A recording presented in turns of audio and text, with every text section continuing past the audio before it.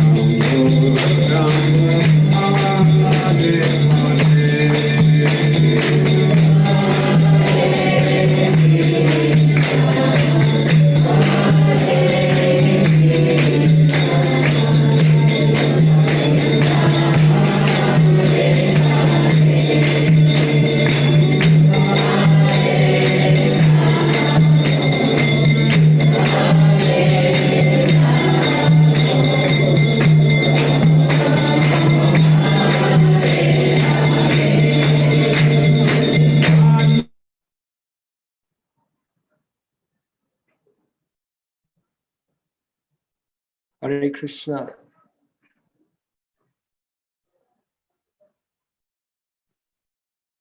Hare Krishna, everybody. I welcome all of you to this wonderful program of celebrating the 75th anniversary, Parents' Day anniversary of His Holiness Tamal Krishna Goswami Maharaj. My name is Vibhav Krishnadas. I'm the host for the today's program. And without much ado, I think I would like to request, first of all, of course, warm welcome to each one of you from different parts of the world for joining us here today. We have many esteemed guests today who will share their realizations and their pastimes with Sripad Tamal Krishna Goswami Maharaj. And before we begin, I would request His Holiness Bhakti Prem Swami Maharaj about this festival in the devotee's life. Thank you, Maharaj. Warm welcome to you.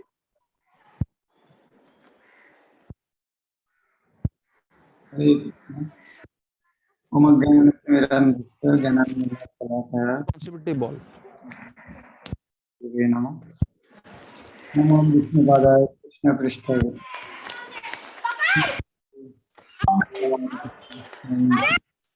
Namo Vishnu Padaya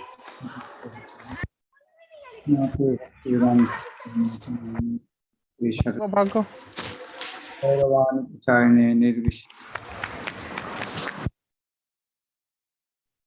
Panchakalvatru Vishchagavashindave Vichvagatitana Pavani Vishnu Vipnam Sri Krishna Chaitanya Prabhu Nityananda Shri Advaita Gadadhar Srivasadi Gaur Bhaktavinda Hare Krishna Krishna Krishna Hare Hare Hare Ram Ram Ram Srila Prabhupada ki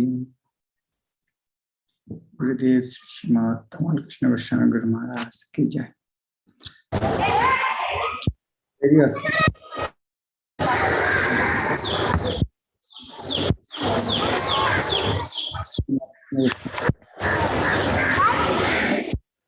cycle पे बैठेगा cycle पे May I request the devotees to please switch off your microphone to keep it on mute while Maharaj is speaking, please. Thank you very much.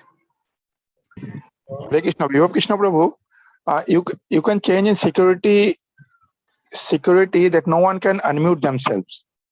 That is the option. So it is very auspicious that this is Vyasa-puja of His Holiness Tamal Krishna Goswami Guru Maharaj, who is an eternal associate of Srila Prabhupada. As Srila Prabhupada is eternal associate of Chaitanya Mahaprabhu, that is why His Holiness Tamal Krishna Goswami Guru Maharaj also an eternal associate of Lord Chaitanya. So today is Vyasa-puja. Vyasa-puja means the puja of Vyasa-dev. Puja means worship. Vyasa-dev is the spiritual master, is the representative of Vyasa-dev. That is called Vyasa-puja. The spiritual master is the representative of Srila Vyasa-dev, because he is distributing the nectar that Srila Vyasa churned out from the ocean of the Vedas. Veda means knowledge. The knowledge of the Supreme.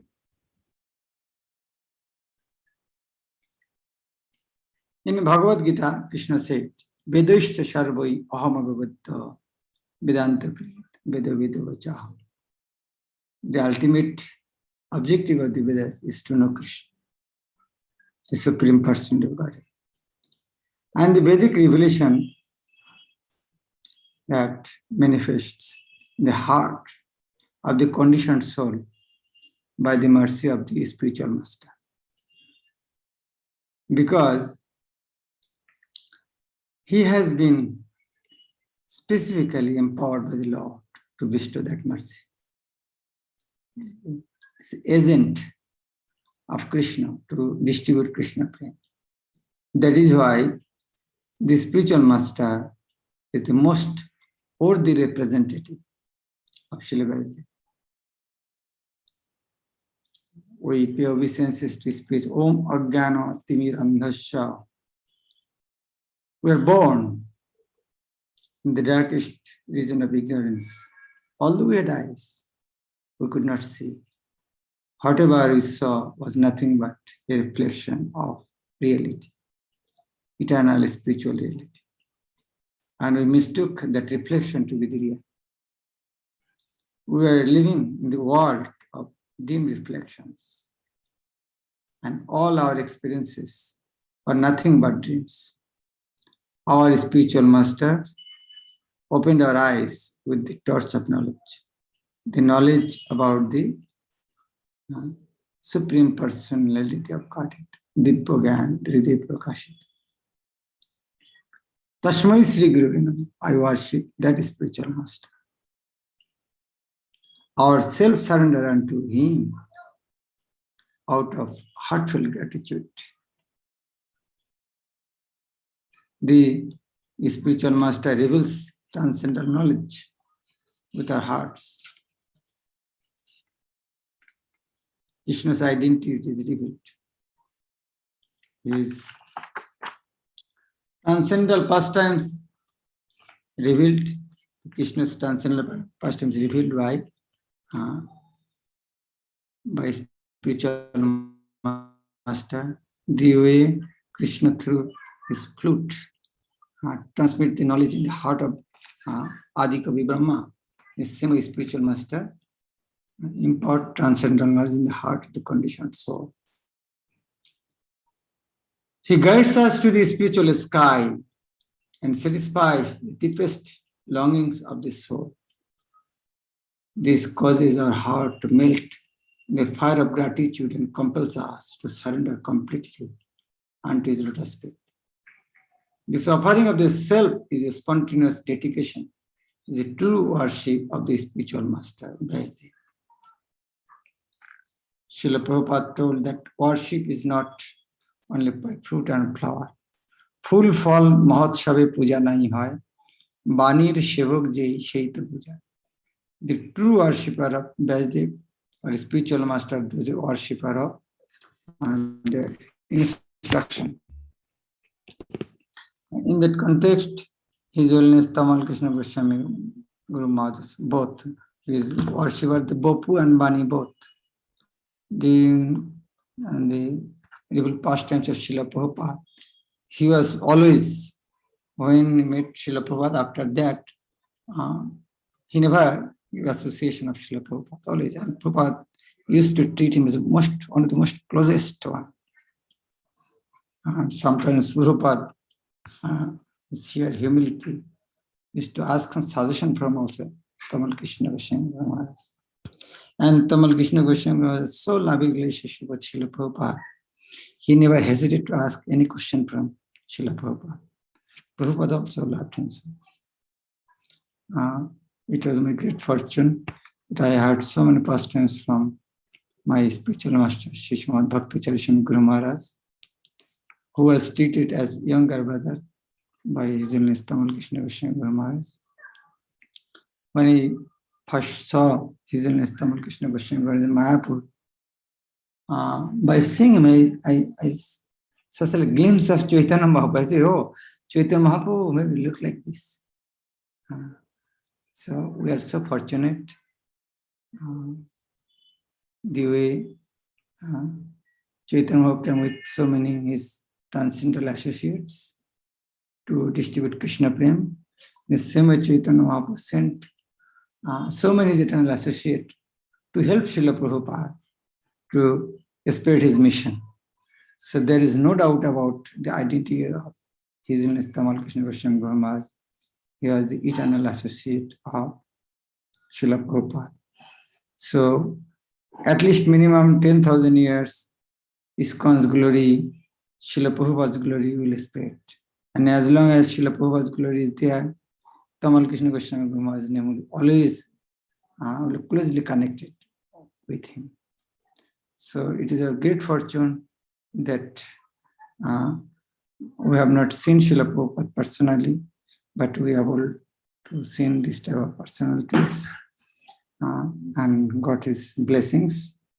So to this very auspicious day, I want to give thanks to the organizer to allow me to hear about his glory and allow me to speak about something about him. Thank you very much. His Holiness Tamal Krishna Goswami Maharaj ki Jagat Krishna Prabhupada.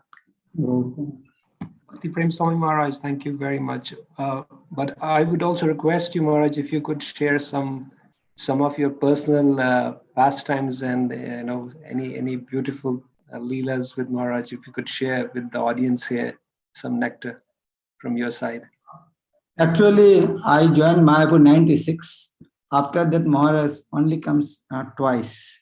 Once I was in Mayapur and second time I was in Calcutta when he passed away. So before that, he used to come Mayapur frequently, but after I joined, after that Maharaj came very less. And Maharaj, last time, he started wonderful thing, like chanting kirtan in the evening in his room. And that became famous, and after that, it continued. I think it is still continuing. So the way he started the chanting in his room and how to release that, it was not that he was chanting. He allowed to make chant other, and he used to listen. In that way, it turned into a great festivity in Mayapur, that everybody want to go to his room to chant and release that chanting. Yeah, Maharaj has a lot of contribution is ISKCON. It is, I will say, it's one of the last contribution Maharaj has started in ISKCON. And he was eternal associate of Chaitanya Mahaprabhu, that reveals. So Mahaprabhu didn't allow him to go from Mayapur. So he was preaching throughout the world, but Mahaprabhu did not allow him to go from Mayapur. So he gave him eternal shelter in Mayapur Dham. This Mayapur Dhambashi devotees are greatly fortunate that they are able to see Maharaj Samadhi, and his Samadhi is the closest Samadhi of Srila Prabhupada. It shows that he was the very closest of Srila Prabhupada. Jai. Thank you very much, Maharaj. That was very, very special. And the Kirtan festivals happening in Mayapur, of course, we owe that to Tamal Krishna Goswami Maharaj. I mean, the scale they are happening now, it's all the mercy that has come from Tamal Krishna Goswami Maharaj.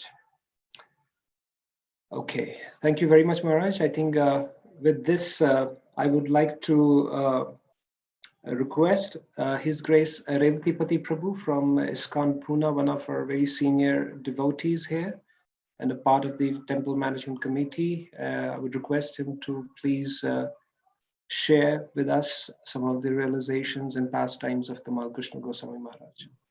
Revatipati Prabhu, if you're ready. And after that, maybe Krishna Kishore Prabhu, if you're ready. Thank you very much. Hare Krishna. Hare Krishna Maharaj, please accept my humble obeisances. Hare Hare Krishna. Thank you very much, Maharaj, after a long time. He looks like Evangelist like His Holiness Tamal Krishna Goswami. It's a glare, it's a lighting effect. Maharaj was really, glowing, and I am glowing through this artificial lights. I was not expecting my turn to come so quick. I was just preparing my thoughts, but first of all, I'd like to thank all the devotees who organized this program. Especially it's a special initiative of her Grace Madan Mohan Mohini Mataji, and I mean, it's just amazing that if we have the desire to serve, then how many ways we can find, to contribute and to actually, render service, and then how many devotees we can involve in executing that. And I'm recalling and remembering the festival which happened in Pune 2 years back, and it was just such an amazing festival actually. In March of 2019, we organized it, and one of the very glorious festival memory of His Holiness Tamal Krishna Goswami Maharaj. And so many devotees and proper disciples that participated. So it was all the brainchild or the idea of Madan Mohan Mohini Mataji. And today's program also, the seed is given by her and then developed by many other devotees. So I thank her for organizing this and giving us a chance to remember Maharaj and participate in this function. So I got introduced to ISKCON in the same year as Maharaj departed from this world to be there in the personal presence of Srila Prabhupada, whichever universe Prabhupada is. So I've been reading some of the offerings of His Holiness Bhakti Swami Maharaj, and then one of the offerings, Maharaj quotes that, one of another Srila Prabhupada disciple is quoting him, where he had Prabhupada in his dream and saying that that whichever universe Krishna goes, original Krishna goes, and after that, Sri Chaitanya Mahaprabhu comes to start the Harinam Sankirtan movement. And after that, actually Srila Prabhupada also goes, because he's a part of Chaitanya Mahaprabhu's eternal, associates, that Sangha. And his duty is to come after Sri Chaitanya Mahaprabhu's pastimes are completed and Mahaprabhu has, gone to another universe, to go in that universe and then to establish ISKCON. So he said ISKCON is a inter-universal organization actually. And that really struck me a lot, and that was such a kind of one of the milestone kind of experiences. That's just amazing. Just like we have ISKCON temples throughout India and throughout the world. Now we are talking of a level where ISKCON is there throughout different universes. And then it was such a joyful experience, I would say, that it really relieved me that, okay, when we go, where will we go, spiritual world? Or one thing is sure, that, we have taken shelter of Srila Prabhupada lotus feet, and Prabhupada will not let us go. He never let anyone go, actually. We can see in his pastimes also. So it was such a great feeling which I received from Maharaj's offering. And after that, that whole vision of, devotees asking that we want to serve Prabhupada, we want to be with Prabhupada, that whole vision changed, that Prabhupada is there in certain universe, actually manifesting his Leela, just like Krishna and Mahaprabhu, like times of the day. And sunrise is observed at different places at different times. So it was just such a beautiful experience, and very soothing and very confidence-giving experience for me. I was really thrilled by that. And then all this pastime that, okay, just like, because His Holiness Tamal Krishna Goswami Maharaj, he was greatly trusted by Srila Prabhupada. Prabhupada loved everyone, definitely. Prabhupada appreciated, encouraged, but there were few disciples whom Prabhupada trusted, whom he relied upon to accomplish something or to achieve something which was ordinarily very difficult. And it may be a small thing or it may be a big thing. I remember that, we find that when Prabhupada was there in Rishikesh in the last days, then Prabhupada wanted water, in the middle of the Ganges. And they were in a house just next to Ganges. And, Tamal Krishna Goswami Maharaj, he just jumped from the roof and swam in the middle of the Ganges, filled the bottle and came. So it was like so thrilling to hear that right from here, whether it is about Mayapur land, whether it is about Juhu struggle, wherever there was a challenging situation where, other devotees also tried, but it was tough. Then Prabhupada remembered and called upon Tamal Krishna Goswami Maharaj. So Prabhupada always transferred him. Prabhupada did not practically in the, almost 10 years we see, 66 to 67 to 77, the Prabhupada just transferred him to a place where he was most required. Early days he was in San Francisco, and then the LA temple came up, and then Madhava shifted there. And LA temple, he organized the entire Harinam Sankirtan powerfully, neat and clean dress, and all were dressed like in the same way. The ladies were dressed in the same way, and brahmacharis were dressed in the very matching clothes.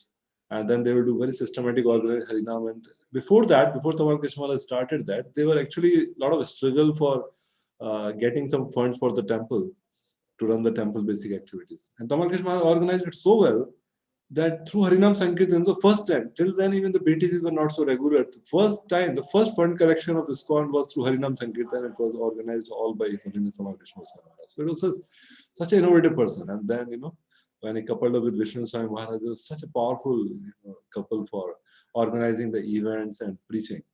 And then when, in London, Prabhupada went in 1969, so there was a need in London now, because devotees preached and they got that temple at Bury Place, and deities were installed rather Londonish. So then Prabhupada called him there. And the moment Maharaj came, he just set right everything, streamlined, because he was just wanted to give the best in service of Srila Prabhupada. And same, Harinam Sankirtan daily 3 times, and all neatly and cleanly dressed, and they just organized. And by that time, books will have also come. So then he made that whole London project self-sufficient. And then Prabhupada sent him to even Germany and Amsterdam and other places. And then Prabhupada, from there, 1970, Prabhupada came to India. And then, after some time, when the Indian things started growing, Prabhupada just called him to India. And Prabhupada made a GBC for the entire India, all the project. And the Juhu struggle, which His Holiness Giras Swami Maharaj has written, such a beautiful book, I'll Build Your Temple. So wherever there was the greatest need, Prabhupada called him. And Prabhupada could rely on him that he would be able to do that well. So, connecting it with when devotees actually leave this planet, we definitely miss their association, and we wish that we could be there with them forever.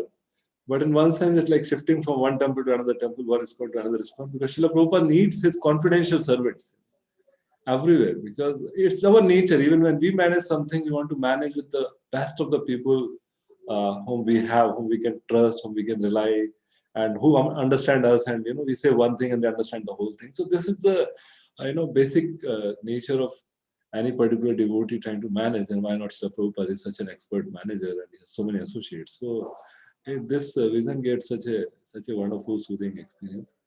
And I really got more deeply attracted to His Holiness Tamal Krishna Goswami Maharaj when I read this Radha Damodar Vilas, and I read about his friendship with His Holiness Vishnu Swami Maharaj, how there was such, one of the most famous friendship we can say. And in ISKCON, there were a lot of struggles in those days. And this friendship just went through all ups and downs, but it was so strong, and they were just so complementary to each other. They had different natures, but they were just, so close. And Radha Damodar Vilas gave me the first experience of Tamal Krishna Maharaj's personality.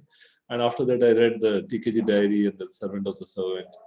So that was very enlivening, that how his every thought, every word and deed was so focused on Srila Prabhupada. Nothing except Srila Prabhupada's pleasure was there ever in his mind. And he did not believe in some mediocre job. Anything, whether it is prasadam or it's decoration or any festival or any service done, it has to be up to the highest quality, because it is for Srila Prabhupada's pleasure. So that was just so amazing. And Servant of Servant book also has been a very milestone reading for me, and also the TKG diary when he write about Prabhupada's, the last days at Vrindavan. Very, very heart-touching experience with that. And recently, when I was reading some Vyasa-puja offering, I came across Maharaj's offering in 1995. And this was just another, this glorious reading I have ever done. And I will not repeat the whole offering, we can read it later. But in that offering, Maharaj makes it like a dramatic setting, where Mahaprabhu is doing kirtan and he stopped the kirtan at once, and he's worrying that now what's happening in this world, the Kali Yuga is increasing, Kali Yuga's influence is increasing. And who will save the conditions? So Mahaprabhu saying, I went, Nityananda went, and we did so much, but now it's all covered over. So how things will move forward? And then all are there. All Mahaprabhu's associates are there. Haridas Thakur is there, Nityananda Prabhu, Advaita Acharya, Gadadhar Pandit, and Srivas Thakur, the 6 Goswamis, and Bhaktivinoda Thakur. And then,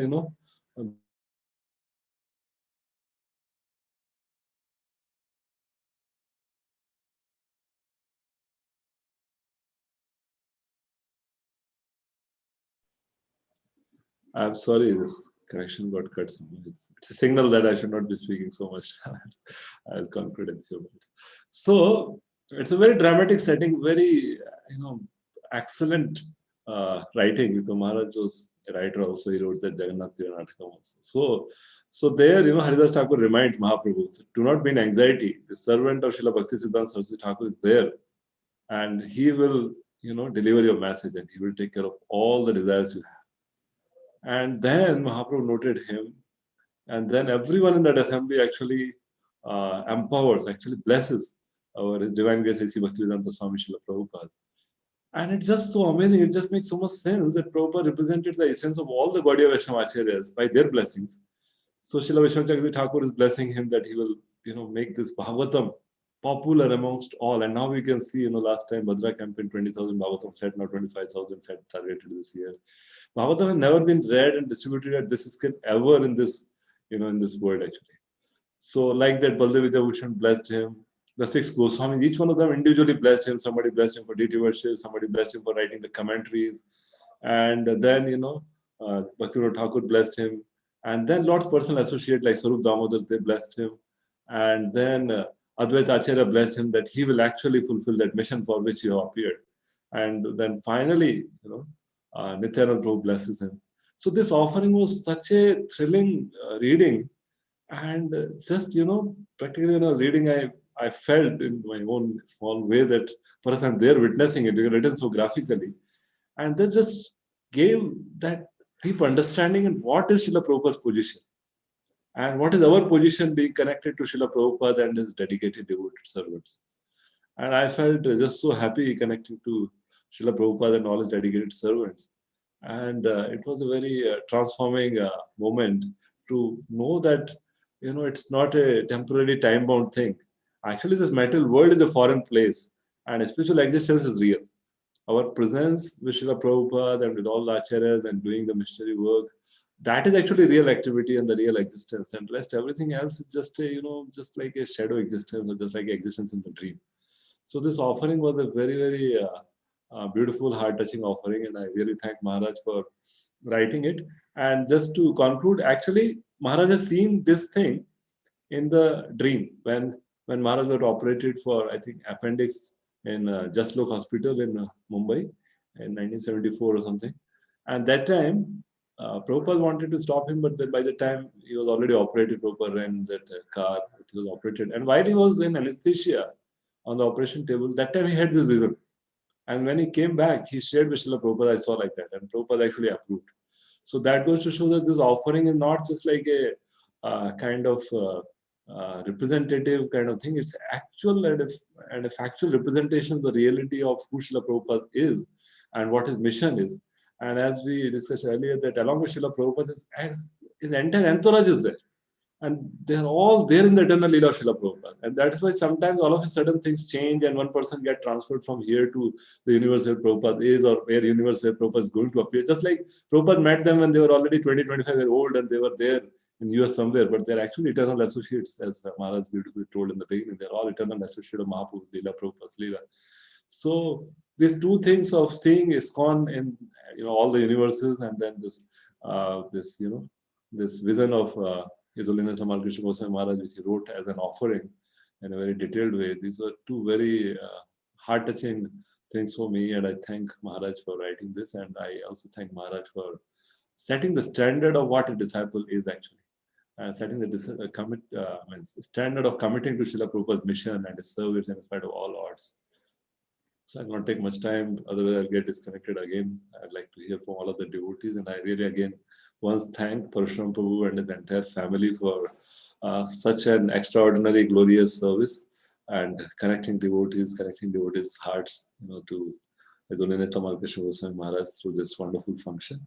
So with these words, I pray to Maharaj and I pray to all the devotees that there are a lot of challenges, a lot of struggles, but let me go through them in the mood of becoming a better servant of Srila Prabhupada and his servants and servant of his servants. Thank you very much. Hare Krishna. His Holiness Tamal Krishna Goswami Maharaj ki jai. Srila Prabhupada ki jai. Thank you. Thank you, Raktipati Prabhu. Very beautiful offering. Yeah, that reminds me, whenever Prabhupada, if you read Leelamrita, Prabhupada, whenever he had some management issue, always call Tamal, and that would kind of take care of the problem. We have great fortune today that we have with us right now His Holiness Asit Krishna Swami and His Grace Anang Mohan Prabhu.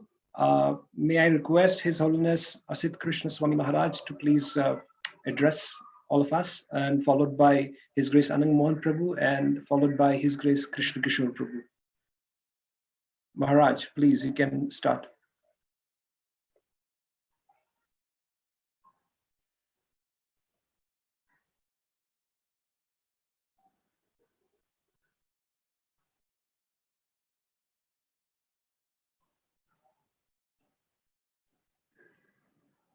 You may have to unmute, Maharaj, if you're still on mute.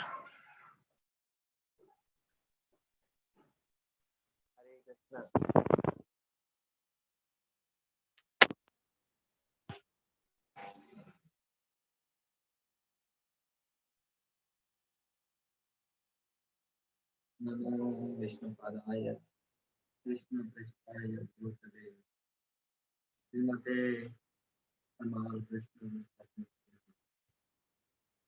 नमो विष्णुपादाय कृष्णपृष्ठाय भूतले श्रीमते भक्ति वेदांत स्वामी नाम नमस्ते सरस्वती देवे गौरवाणी प्रचारिणे निर्विशेष शून्यवादी पाश्चात्य देशतारिणे। जय श्री कृष्ण चैतन्य प्रभु नित्यानंद श्री अद्वैत गदाधर शिवासादि गौर भक्तवृंद। हरे कृष्ण कृष्ण कृष्ण हरे हरे, हरे राम राम राम हरे हरे।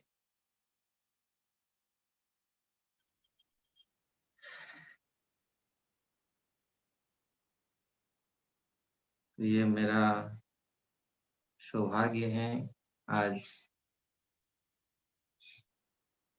श्री तमाल कृष्ण गोस्वामी महाराज के शुभ आविर्भाव तिथि है।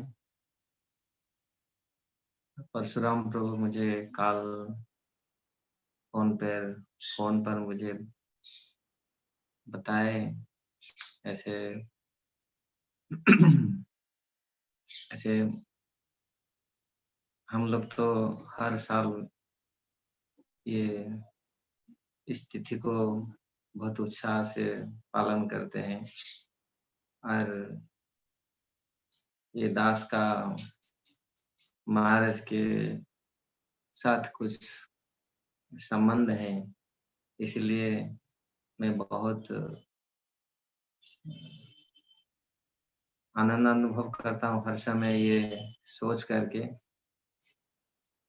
ऐसे वैष्णव जो इस धरती पर आते हैं और प्रभुपाद जी के महाप्रभु के कृपा का पात्र बनते हैं और जगत को किस प्रकार अनंत बहुत सारे जीवात्मा को कृष्ण चेतना में लाते हैं, ये हम श्री तमाल कृष्ण गोस्वामी महाराज के जीवन चरित्र में देख सकते हैं।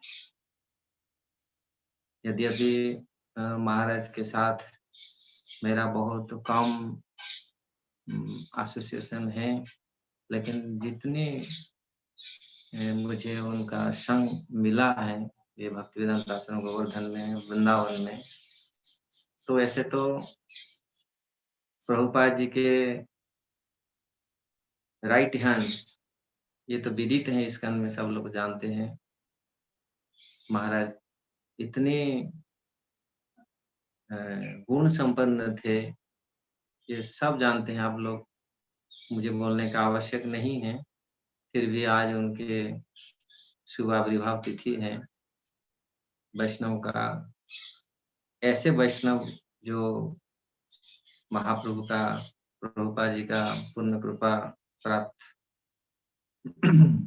क्योंकि मैं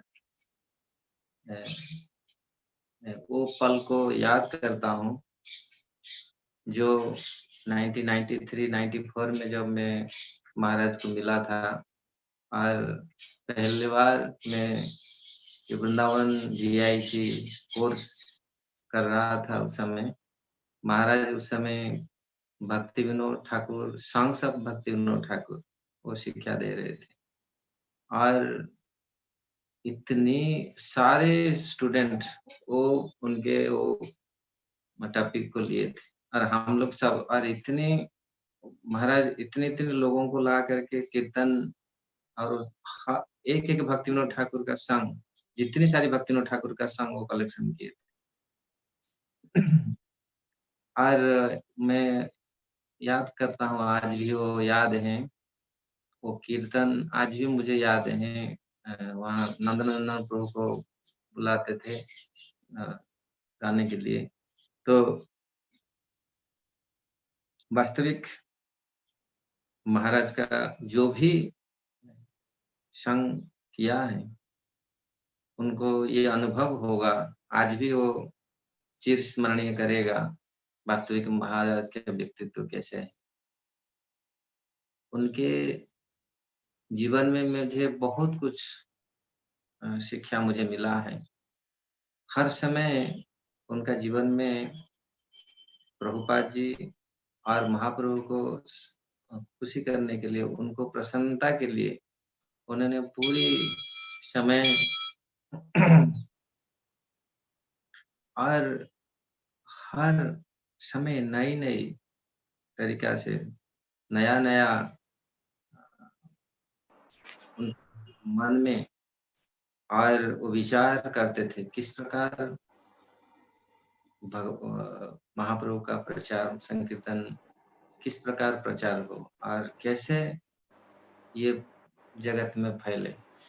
तो उनका जो ऐसे तो बहुत सारे, और एक अमेरिकन होकर के प्रभुपाद जी के इतनी क्लोज, इतनी अंतरंग थे उस सेवा में, और प्रभुपाद जी का मूड के ऐसे वो समझते थे, तो बहुत विरल भक्त इस चीज को प्राप्त किए थे। यद्यपि प्रभुपाद जी के बहुत सारे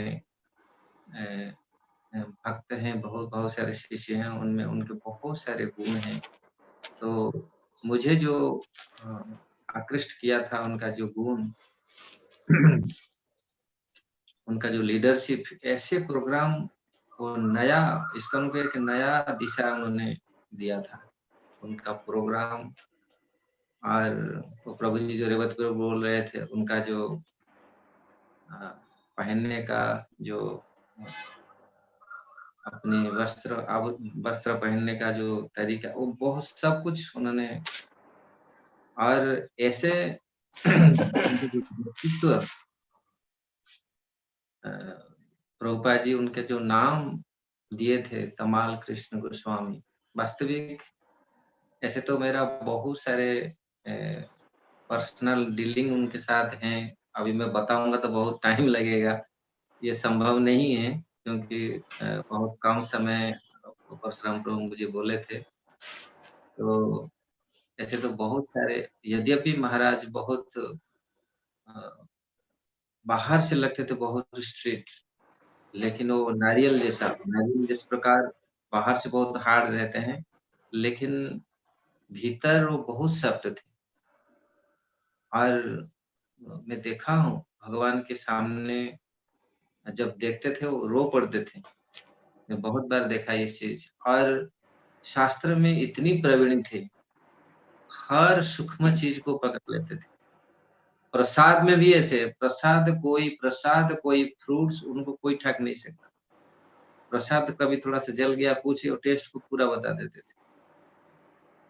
तो इस प्रकार ऐसे उनका व्यक्तित्व, हम लोग कोई भी जो भी उनके थोड़ा सा संग किया है, उनको प्राप्त होगा।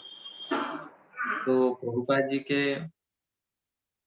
ये तो विदित है, इसका जो भी प्रभुपाद जी के कुछ ऐसे डिफिकल्ट सेवा को प्रभुपाद जी उनको देते थे, वो कर लेते थे। इसीलिए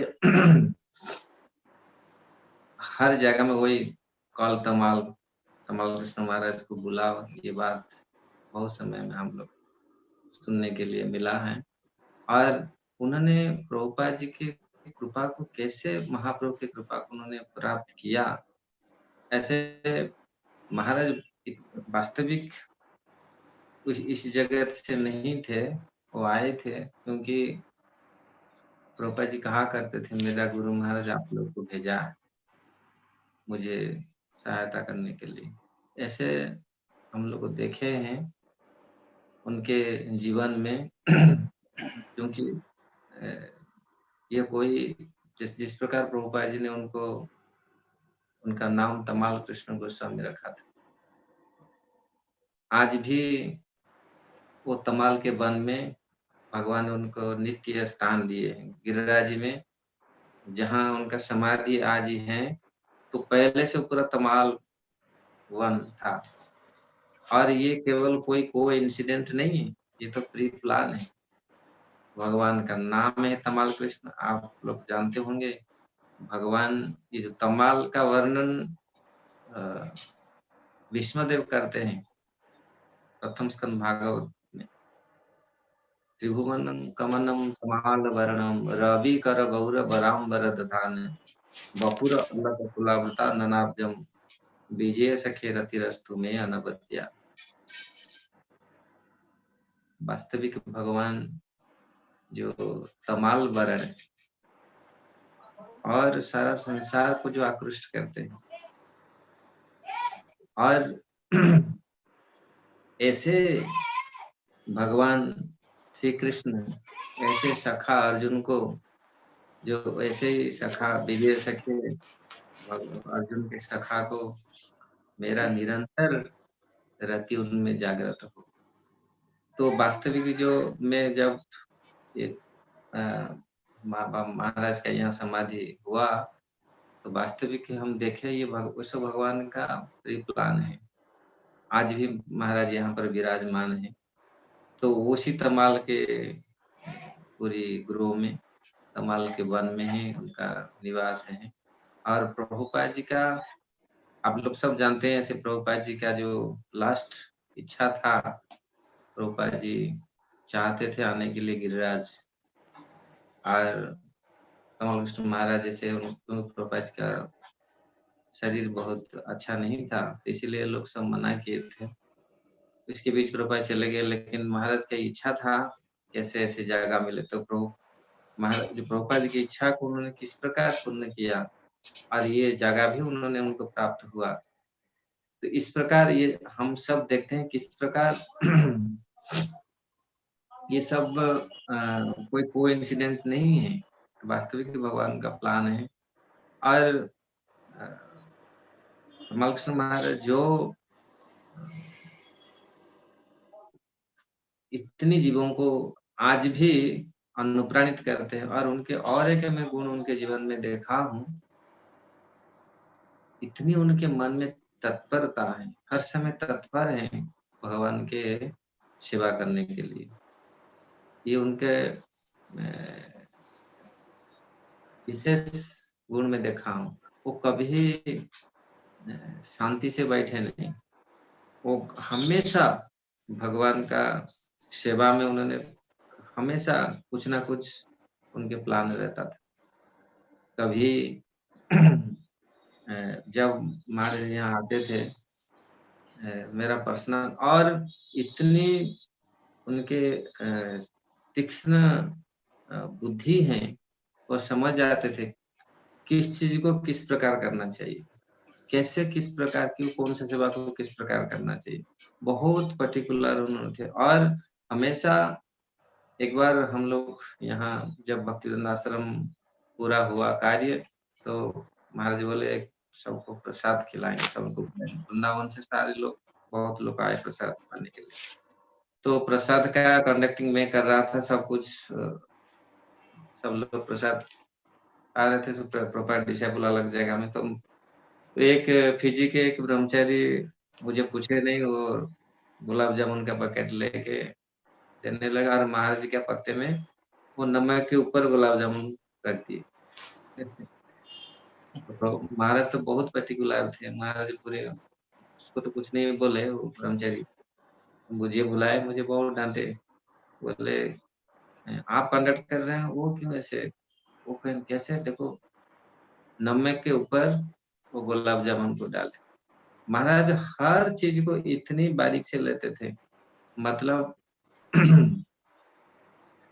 वो हमेशा यही चीज बोलते थे और डांटते थे किसी को तो ये सिखा देते, बोलते हम किस प्रकार भगवान राधा कृष्ण का कैसे हम सेवा करेंगे, अगर हम यहाँ ऐसे गड़बड़ करेंगे तो वहां जाके कैसे। वो हमेशा चाहते थे वो जो भी कुछ सेवा करेंगे पूरी प्रॉपरली परफेक्टली करेंगे, तो उनका ये हमेशा रहता था। और किसी भक्तों को डांटते थे तो बोलते थे इस चीज, मैं एक्चुअली किसी का मैं चाहता हूँ हम लोग को पूरी प्रॉपरली भगवान का सेवा यहाँ से सीखे, और जब जाएंगे भगवान का सेवा प्राप्त होगा तो वहां पे ऐसे, आज अगर हम यहाँ ऐसे गड़बड़ करेंगे तो फिर कैसे हम वहां पर जाएंगे भगवान का सेवा प्राप्त करेंगे। तो इसीलिए आज उनके आविर्भाव तिथि है। मैं ज्यादा समय नहीं लेता हूँ क्योंकि और बहुत शायद लोगों ने मुझे बोले थे 4-5 मिनट बोलने के लिए, तो ऐसे टाइम। और एक कथा मेरे को याद आता है, जब महाराज आए थे एक बार ह्यूस्टन मंदिर में, वहां गिरिराज जी के शिला लेने के लिए, तो महाराज यहाँ आए गिरिराज जी में, तो कौन सा शिला लेंगे, ऐसे नहीं है कोई शिला को ऐसे होमिस का ले लो उठा करके। महाराज का देखिए किस प्रकार सिद्धांत कैसा महाप्रभु का, कैसे भगवान का वहां पर बैठे, बोले कैसे, सब लोग बोले महाराज कोई सिलाना नहीं, महाराज चुपचाप बैठ के जप किए, वो इंतजार कर रहे थे भगवान कुछ इंडिकेशन दे, भगवान कुछ बताए कौन सा शिला को हम लेके जाए, कौन सा वास्तविक भगवान चाहते या नहीं, गिरिराज चाहते ना नहीं। तो कुछ समय बैठने के पश्चात एक गाय आया, एक गाय आई, तो गैया आकर के एक शिला को उन्होंने चाटने लगी, तो महाराज बोले कि वो शिला को लेके चलो। तो देखिए वो वेट कर रहे थे किस प्रकार, गाय साधारण आके शिला को क्यों चाटेगा, लेकिन देखिए मतलब भगवान के साथ में वो मैं मुझे इतनी ये लगा वास्तविक महाराज किस प्रकार मतलब किस प्रकार कनेक्टेड है भगवान का कृपा को, कैसे ऐसे नहीं है मन में आ गया तो कुछ हम लोग नहीं, वो पूरा शास्त्र के हिसाब से विधि के हिसाब से कैसे हम भगवान का हम कृपा को प्राप्त करें, तो गिरिराज जी कैसे हम लेके जाएं। तो वो गिरिराज अवश्य वो बहुत बड़े भारी थे लेकिन उनको लेके गए और वही ह्यूस्टन मंदिर में वो गिरिराज जी पूजा प्राप्त होते हैं। तो इस प्रकार महाराज का बहुत सारे गुण हैं और आप सबको मेरा आभार है,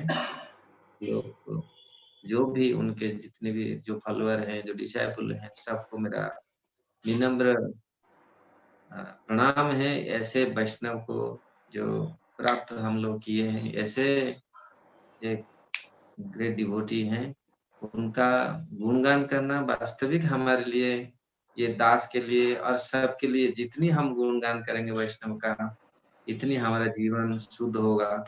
और ऐसे तो महाराज का गुण बहुत है, ऐसे हम लोग आज हम लोग भी सुबह हम लोग 2 घंटे हम लोग पूरी महाराज का चर्चा कर रहे थे पूरी ये, लेकिन अब यहाँ पर तो हम लोग इतना समय नहीं है, तो मैं मेरा मेरा वक्तव्य को मैं विश्राम देता हूँ और आपको सबको मैं आभार प्रकट करता हूँ, मुझे ये थोड़ा अवसर दिए हैं यहाँ बोलने के लिए, महाराज का ऐसे वैष्णव का गुणगान करने के लिए। हरे कृष्ण। श्रील तमाल कृष्ण गोस्वामी महाराज की जय। हरे कृष्ण। बहुत बहुत धन्यवाद महाराज, आपने हमें तमाल कृष्ण गोस्वामी महाराज के ये जो दिव्य गुणों के बारे में हमें आज बताया है। उससे यही पता चलता है, जैसे भक्ति प्रेम महाराज बता रहे थे कि वो श्रील प्रभुपाद के अनुयायी जो हम बोलते हैं, एक पक्के अनुयायी के जो सारे लक्षण महाराज ने अपने जीवन में हम सबको सिखाए हैं actually.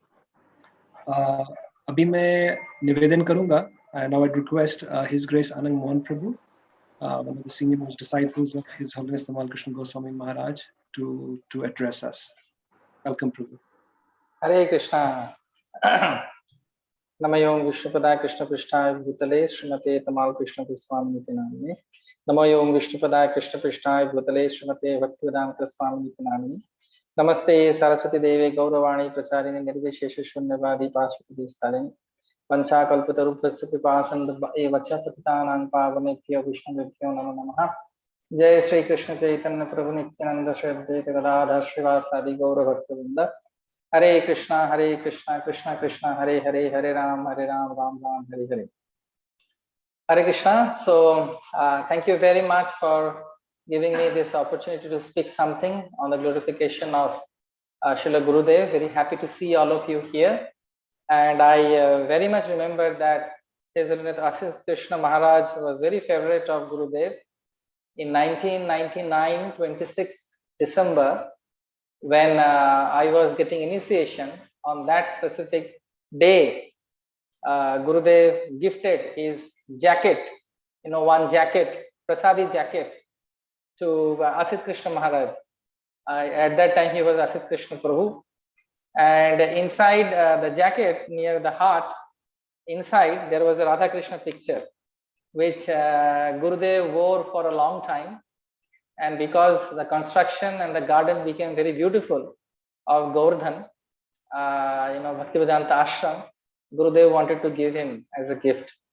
So I very much remember, and I'm very happy that Maharaj spoke, and I was remembering my initiation day in that very beautiful Govardhan palace, which Gurudev got for Srila Prabhupada. So I will tell you two things which I personally learned and which helped me to continue my service and my seva to Srila Prabhupada in Calcutta. First is there are two incidents, which are very funny incidents actually. I think all of you, my dear Vaishnavas and Vaishnavis, will relish them. So that's why I am sharing. We were very young actually in 2002 when Gurudev last time came to Sri Mayapur Dham. And many of us, we were in college, many of us, we were in the first year of our job and like that. So I got the opportunity because professionally I am an interior designer, I was. And the devotees, the senior Vaishnavas asked me to decorate the Gurudev's room in Mayapur. So I took many of the crafts, from the handicraft fair of Calcutta. And we decorated Gurudev's room. And then Gurudev came, and after one day, Gurudev called us and said that, what you have done to my room, my quarter? My godbrothers are saying that it has become a museum of handicrafts. And you must remove few of them. And then he said, these are the things that you have to remove. So the first day I was very happy, and I was thinking that, see, my talent has been rightly used in the service of my Guru. And immediately, Gurudev rejected many of them, maximum of them actually. And I again came back to my constitutional position as a servant, not, all the ego is gone. Another time we used to run. Three things Gurudev used to do in last visit. One is every day Ganga bath with his godbrothers. And every day he will take prasad together with his godbrothers in his quarters. And also he used to give Upadeshamrita talk, nectar of instruction talks to the Taiwanese devotees who came first time to Sri Mayapur Dham. If I rightly remember, there were like 25 to 30 of them, they came. So Gurudev said that I will give special nectar of devotion classes for them. And the third thing that Gurudev used to do is the evening kirtan. It will start from 7 o'clock onwards in his quarters. So after the kirtan, Gurudev will give all his god brothers and god sisters, whoever will be there, some cakes and some Matajis of Mayapur community used to bring them. And then Gurudev will also give some nice fruits, and there were some specific fruits which can be eaten in the night, honored in the night only, like chiku, papaya, like that. And then hot milk, and sometimes there was some kurmura or mudi in Bengali. So after they honored the prasadam, there was a competition between our god brothers that who will go and mop that place. So we used to hide the mop, the mopper, just to go inside and be with Gurudev, like that. There will be a competition. They will go. So in that, mood, one day, I took the mopper, which was not nicely dried up, and went inside Gurudev's room and, started mopping. And then all sannyasis on Prabhupada disciples were sitting, and suddenly I heard one noise, hey, hey, hey, hey, hey, hey, hey. Then I saw that who is calling, and then I saw Gurudev is calling me. Gurudev said that stop it. And I was little, not little, I was really, really very, afraid that what Gurudev will speak or what he wants for me. Then he said that you bought that mopper and you are mopping with it. Did you notice something wrong is there? Something wrong about that mopper? Then I said, I was, all the sannyasis, all the Prabhupada disciples are looking at me, and Gurudev is looking at me and he is saying that, do you know what you are using? Then he understood my condition.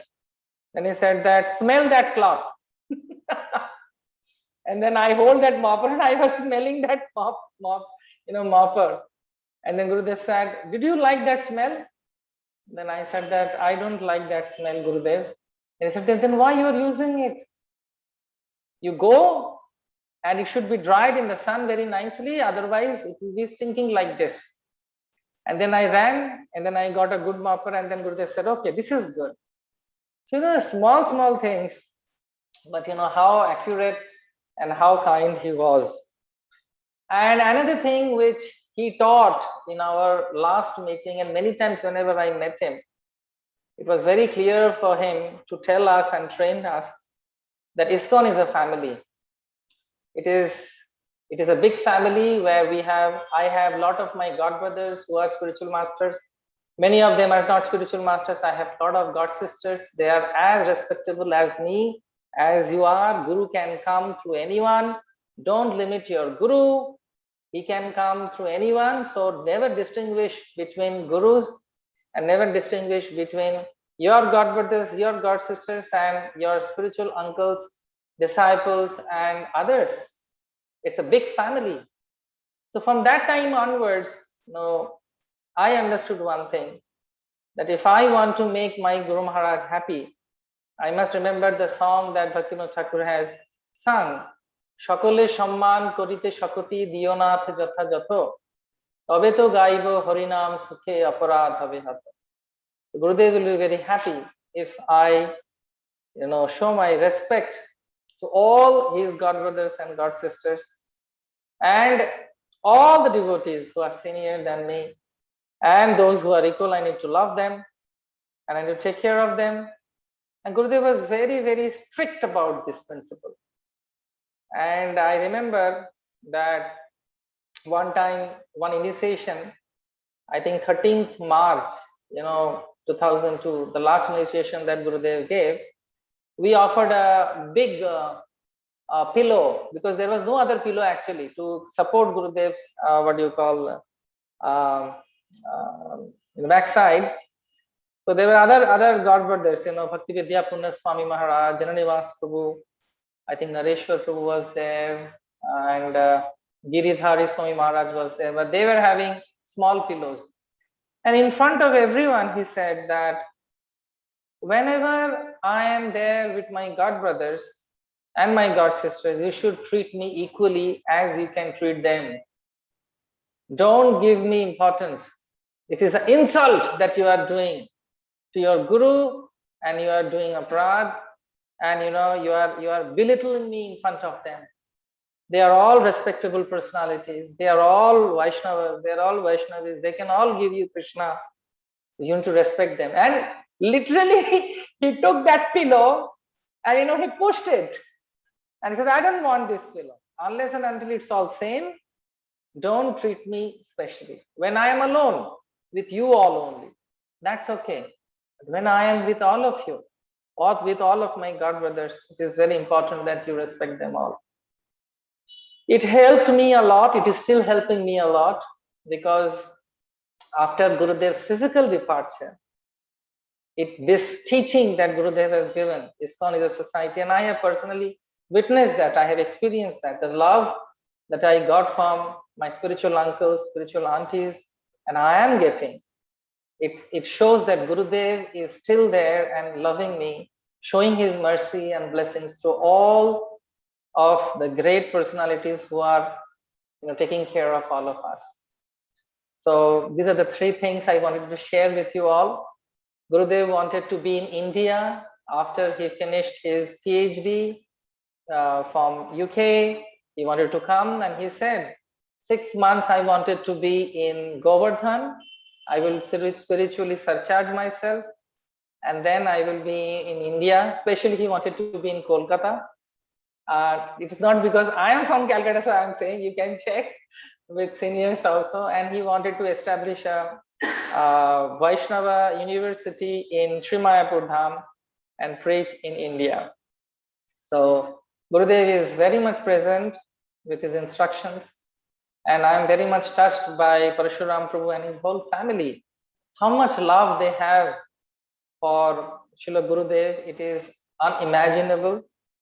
And as Sri Chaitanya Mahaprabhu says, Mor bhakto na puje, more puje mhatro, dambhikshe na hoy mor kripar patra. The translation goes like this. Sri Chaitanya Mahaprabhu is saying, the person who is worshipping only me, he is very proud. But the person who is worshipping my devotee, he is my devotee. So in that same mood, if we take shelter to all the spiritual personalities who are giving us love, affection, encouragement, and kindness, they are actually the expansions of our spiritual masters. Thank you very much for coming here to this association and remembering Srila Gurudev. He is very much present with all of us. Very happy and blessed to see Bhakti Prem Swami Maharaj.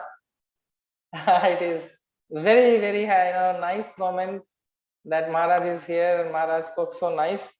And Asit Krishna Maharaj is also here.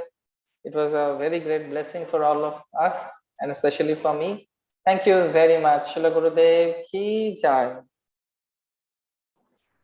Thank you, Anangmohan Prabhu, for sharing these timeless lessons from the life of His Holiness Tamal Krishna Goswami Maharaj with all of us. Greatly indebted to you for that.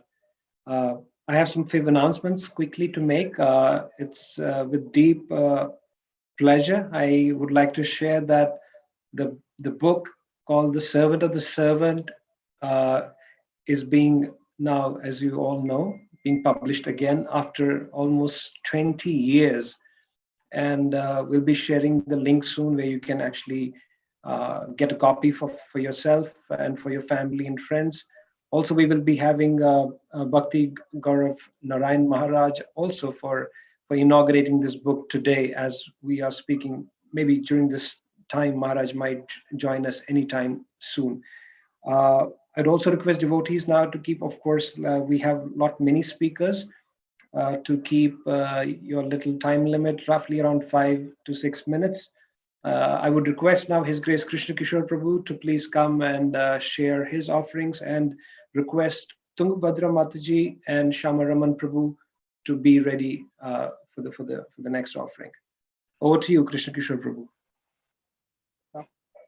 Vanchakalpatarubhyasya kripa sindhubhyeva cha patitanam pavanebhyo vaishnavebhyo namo namaha. It's a great pleasure and fortune to be here.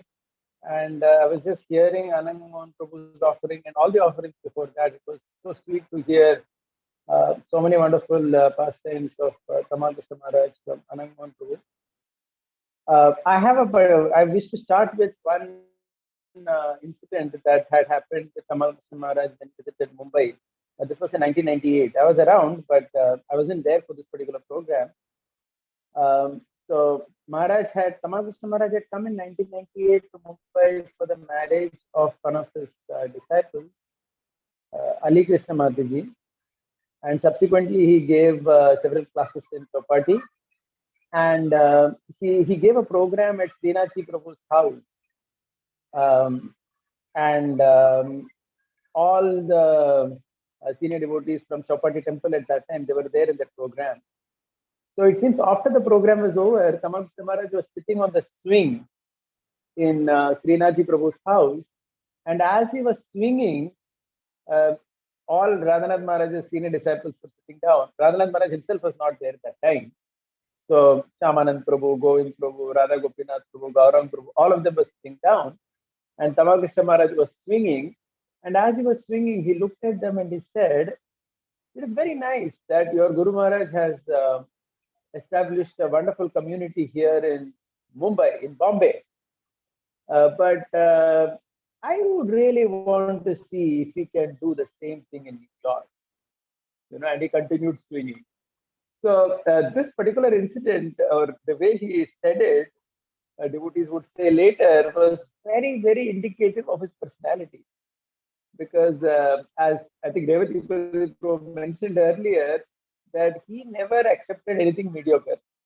Okay, and he would really challenge people to do things and go much beyond their capacity and do things in service to Prabhupada. Because in many ways he himself was like that, where he would challenge himself and do something much beyond what was expected.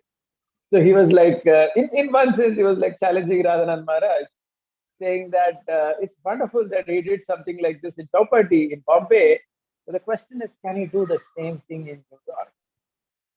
So I remember speaking to many of the devotees who attended the program. They were telling me later that, oh, what is this? Maharaj thinks that our Guru Maharaj cannot do in New York. He can, of course, do in New York also.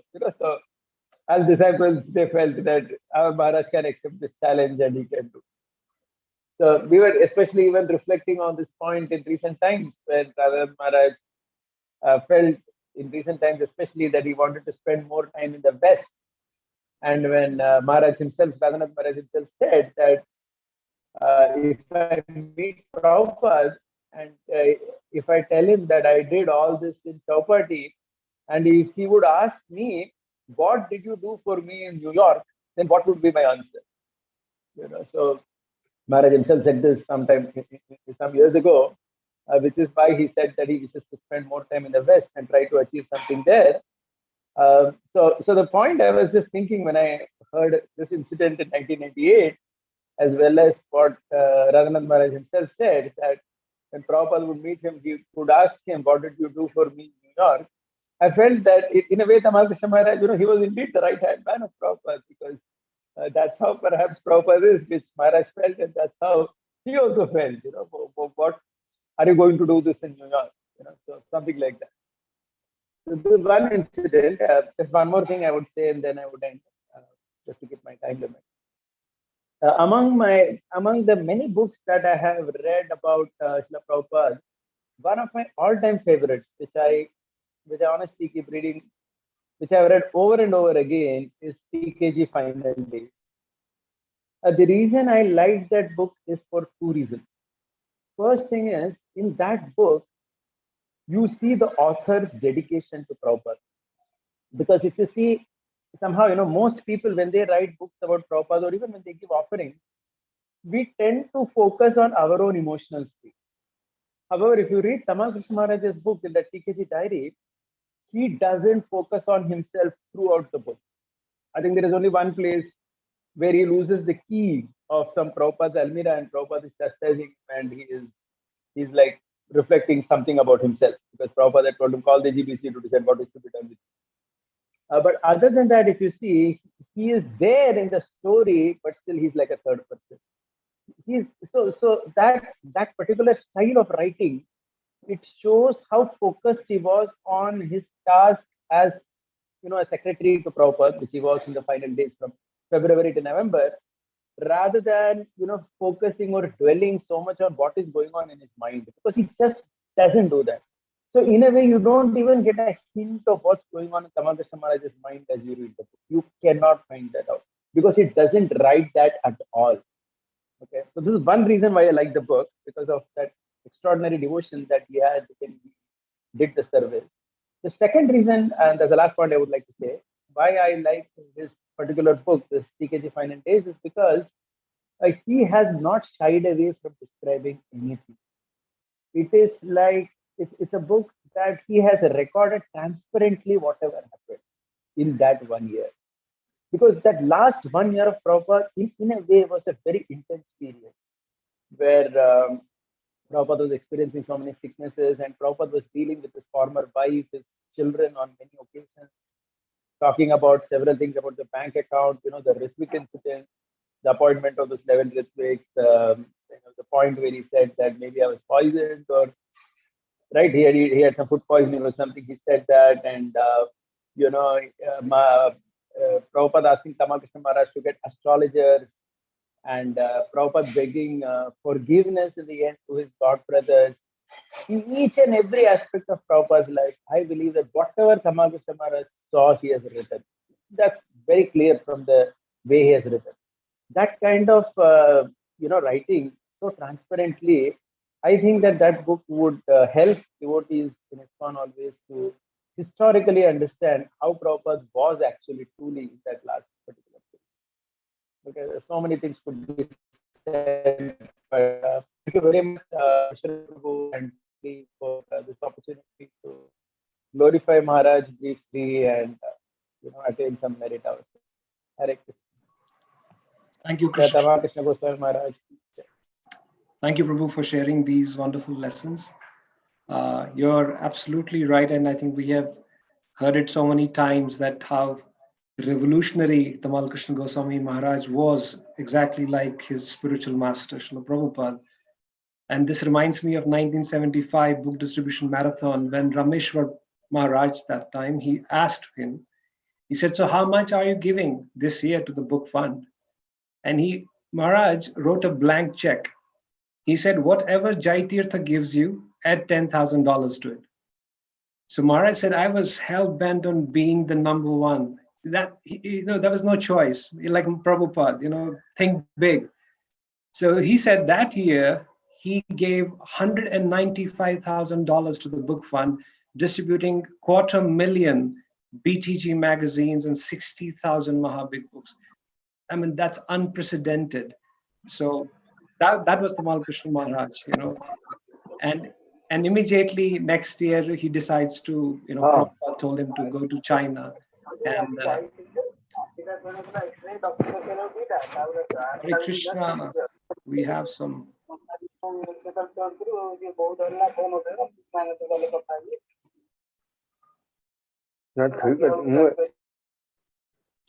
Okay, sorry for this. So anyway, that is something which I kind of recollected. Thank you, Krishna Prabhu, for this wonderful offering.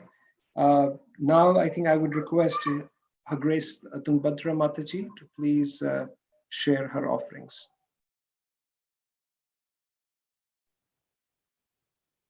Hare Krishna, everybody. Om Jnanatimirandhasya Gnananjana Shalakaya Chakshurarmilitam Yena Tasmai Shri Guruvaya Namo Vishnu Padaya Krishna Prestaya Bhutale Srimate Tamal Krishna. Dear Srila Gurudev, please accept my humble obeisances at the dust of your lotus feet. When a person visits the holy river, takes a handful of her waters and offer back to her, I take one of your pastimes and offer back to you on the auspicious occasion of your 75th Vyasa-puja. In the year of 1992, in the month of May, you visited Houston for 10 days. Along with other Matajis, I was helping in the kitchen, and suddenly His Grace Radhakrishna Prabhuji told me that Srila Gurudev wants to see me. And I was thinking, Neela Mada, what did I do? Because the other name for Srila Gurudev is Hot Tamali. And I told Prabhuji that I didn't do it. So he laughed and said, follow me. In Srila Gurudev's room, he was radiantly sitting in his chair. I bowed down and Srila Gurudev asked Radhakrishna Prabhu to give me a notepad and a pencil. He instructed me to write down Mahamantra in all capital letters few times and as small as I can. So I followed his instructions. Srila Gurudev asked me to write still smaller and I did. Srila Gurudev looked at it, nodded and gave back to Radhakrishna Prabhu and looked at him and asked him whether I passed the test. So he also nodded and the project was assigned to me. I didn't know what it was. So Srila Gurudev explained me that he has Sri Ujjvala Nilamani typed and each words of the translation lacks something. So there is another book and I'm supposed to fill the missing with the legible handwriting in all cap letters. So Srila Gurudev asked me, will I be able to complete the task? And I said, yes, Srila Gurudev. But simple yes is not enough for Srila Gurudev. So he explained me that his stay in Houston is for 10 days. The book to be updated has 2,000 pages. So my task is to complete minimum 200 pages each day. So the plan was laid out, a separate desk was assigned to me in the office and I was supposed to do my work. Both the books and the necessary stuff was given and I immediately began my work. Srila Gurudev also ensured that once I complete this late in the evening every day, if I had a ride to reach back home. So he was also concerned about each and every one of us, whoever was serving him and whoever was not there also, he would inquire about each and everybody. So Srila Gurudev, after 2 hours, I was doing my work and he was silently watching over my shoulders, which I was completely unaware of. And Radhakrishna Prabhu later told me that Srila Gurudev was there for approximately 15 minutes to make sure I was following his instructions. The next day during Srila Gurudev's breakfast, I was called in and Srila Gurudev inquired me that how many pages I would finish the previous day. And I said that I surpassed 200 pages goal. And that made him very satisfied. So this pastime taught me a lot of things on how to execute any project, how to choose anybody to work for the project, and how to instruct them, give them each an individual and exactly what you need, what you expect. All those information needs to be given. And just don't give it to them. Afterwards, you follow it up and check whether it is done or not. So Srila Gurudev, I thank you for teaching this task and how to conduct any of the project, whether it's a spiritual project or anything, and how to be time bound, each and everything. So, and you have been so compassionate, and I really treasure all the moments then and now, along with everything else. And I really appreciate the Madan family and giving me the opportunity to speak for Srila Gurudev. Srila Gurudev ki jai, Srila Prabhupada ki jai, Gaurav Bhakta Vrinda ki jai, Hare Krishna. Thank you, Tungabhadra Mataji, for this wonderful heartfelt offering. Now I would like to request Shama Raman Prabhu. Before he starts, I have kept a message on the chat, if you can see. There's a link which is linked to all the social media channels of Tamal Krishna Goswami Maharaj's Nectar. I would request all the devotees to please do visit that. Over to you, Shama Raman Prabhu, for your offerings. Hare Krishna. Namo Vishnu Padaya Krishna Prasthaya Bhutale Srimati Tamal Krishna Goswami. It's clear? Yeah, we can hear you very clearly, Shama Raman Prabhu. Please. Okay, Hare. Today is very auspicious day. It's 75th anniversary of Srila Gurudev. And actually, Srila Gurudev, he was very personal. Everybody actually knows that Srila Gurudev is very heavy. He was very I mean, heavy. If there is anything mistake or anything happens, then everybody is become fired up. But we saw the face of Srila Gurudev in Mayapur, especially in the Calcutta boys. It was very, I don't know, actually, it is Nityananda Prabhu's mercy. Actually, Krishna has this, I mean, Vishnu and between Vishnu and Krishna, there is two rules there. Actually, even in Gurudev also, actually, by hearing all this, that chastisement of Srila Gurudev by Gurudev and heaviness, this is like of is a Gurudev's Vaikuntha role or something, Krishna's Vaikuntha role in Vishnu's Vaikuntha role. And what we got from Gurudev in Mayapur and even in Vrindavan also, it's a especially got is was very sweet, was very taking, I mean, caring. And in 1999, he came to Calcutta for 3 days from England, just to visit us. Even he don't go to, I mean, don't go to Mayapur also. He also only just want to stay with us in 3 days in Calcutta, and he said, I will bring Mayapur here. And then he invited Johnny Basu to be with him, and 3 days Johnny Basu was there, and he was, I remember he was very personal. Actually, today we was just a few hours before Ananga Mohan Prabhu, Vallabh Chetan Prabhu, and Pastor was in Pokhara temple, one of the Pokhara temples, so we celebrate there, Gurudev Vyasa-puja. So he was just discussing there that I was actually, that night Srila Gurudev come. I came to Calcutta airport and it was late night, it's 12:30 or something like that. And then he went to go sleep, and then actually due to jet lag or something, was not sleeping, but I was tired and I was just, by sleeping, I was just, my few round was left, so I was chanting and I fell asleep. And then Srila Gurudev, he came and to the next room and he just took the sheet and he put on me. It was very personal, and he said, you take rest. And then also next day he's supposed to go to Panihati. Actually, I'm from Panihati. So I arranged something for Chira Dahi, all these things to, I mean, but later on his health was not so good. And he said, Shamaraman, not go, but what you prefer for the breakfast? Actually, it was in Agavitu's house. They said, we can take Chira Dahi, I mean, Panihati Prasadam is here. And also, once he was such a caring, that's why he was heavy with, I mean, the devotees.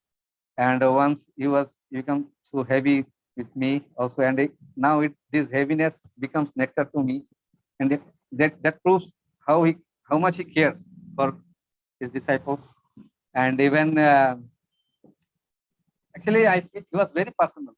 Actually, even when last visit from you, the day is leaving Mayapur, so he was in another car. So his car was in behind, and he come forward near the conch building, and he said, so I supposed to go with the Gurudev car, and he said that then Vrindavaneshwari Mataji, because she also going with Vrindavaneshwari Mataji and Kalasambar Prabhu, her husband, they also going with Srila Gurudev. So my sitting arrangement was in the backside. It was arranged like this. So then Gurudev, I little bit, actually in that time I was not so much, even now also not much mature, but in that time, so I felt I supposed to go with Gurudev. But then Gurudev, his car in front with us, and then said, I will go ahead, you will follow me. This was his last, so there was Anugaman Prabhu and myself was there. So that shows that how much he cared, even because we were not so much actually that we feel that, oh, we'll go to Gurudev. So he understand this, and then he said that, okay, I will go ahead, you will follow me. That many console. So that also is a very yes, it was very personal. And yes, only this is the nectar we have, and this is the, and I think because of Nityananda Prabhu's blessings, this kind of Gurudev warmth, I mean, especially got. And I ask this auspicious day, the blessings of Sri Gurudev and all the Vaishnavas, that this jewel I can keep in my heart for life after life, and I can always be with him. That's my prayer to him and all the Vaishnavas. Hare Krishna. Thank you. Thank you, Shama Raman Prabhu, for this very beautiful, heartfelt offering. You will definitely go to Maharaj because you're following him properly. And I would say not all his disciples, but all his followers, admirers who will follow his instructions will eventually, he's leading the way for all of us. So thank you very much for this very instructive pastime you shared with all of us. I think with this, I would also request now, it's a great fortune for all of us that we have with us His Holiness Bhakti Gaurav Narayan Maharaj. He's also going to do the kind of a virtual inauguration of the book, Servant of the Servant. I would request Maharaj to please grace us with some amazing leelas, pastimes, and instructions from Srila Tamal Krishna Goswami Maharaj's amazing life. Most welcome, Maharaj, please. Hare Namo Vishnu Padaya Krishna Prasthaya Bhutale Srimate Tamal Krishna Goswami Namo Namo Vishnu Padaya Krishna Prasthaya Bhutale Srimate Bhakti Vedanta Swami Namo Namaste Saraswate Devi Gauravani Pacharini Nirvishesha Sanyavadi Paschatya Desvara. So at first, I would like to thank Passcode Prabhu and his family and all the organizers of this event to give me the opportunity to speak and glorify our Sri Gurudev.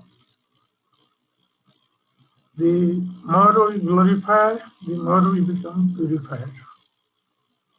So today we are observing the 75th Vyasa-puja of our beloved Sri Gurudev all over the world, and many of our God brothers, followers, and God sisters all are observed in thoughts of Gurudev. So this is a nice opportunity to live and remember his interaction with the disciples. So when Sri Gurudev was in Mayapur, that was in 1990. So that time, he was wearing a tabiz on his neck. And seeing that, I had a doubt in my mind that why Gurudev, but I did not tell anyone about this. So one day, Srila Gurudev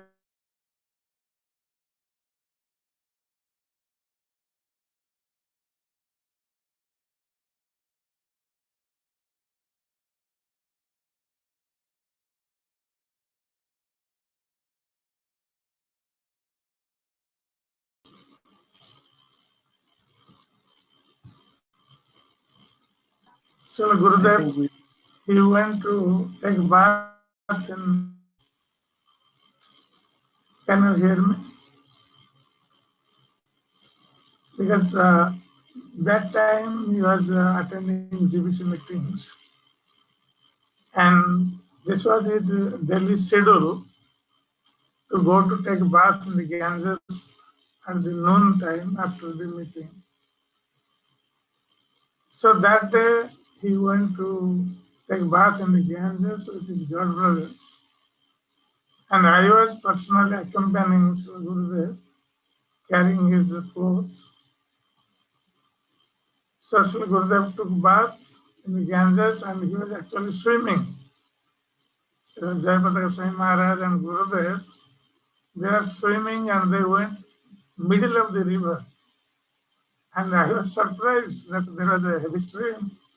The flow of water was there and Gurudev was swimming and enjoying. So anyway, he came back and then changed his clothes and then we came back to his room. So I was standing outside of his room. Gurudev went inside and then he was putting tilak. So then after putting tilak, then Gurudev called me inside. So when I went inside, then Gurudev told me that you call Sachidulal. Sachidulal Prabhu, he was the servant at that time serving Sri Gurudev. So I came back and then I asked Sachidulal Prabhu that Gurudev was calling. So then Sachidulal Prabhu also came with me. And then we both came to Sri Gurudev. Then Gurudev took out his tabiz. He was holding in his hand and showed both of us. He said that, do you know what is inside this tabiz? Then we told we don't know, because that was the doubt in our minds, that what was inside. So then Gurudev opened the tabiz and then he showed us, said, now see what is there inside. So then we saw something white was visible. Then Gurudev asked us, do we know what is inside? Then we said, no, we cannot figure it out. Then Gurudev said, don't tell anyone. Actually, this is Prabhupada's truth.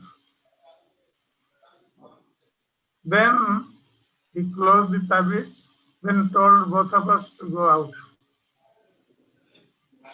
I was completely surprised to hear this, that how Gurudev could know my heart.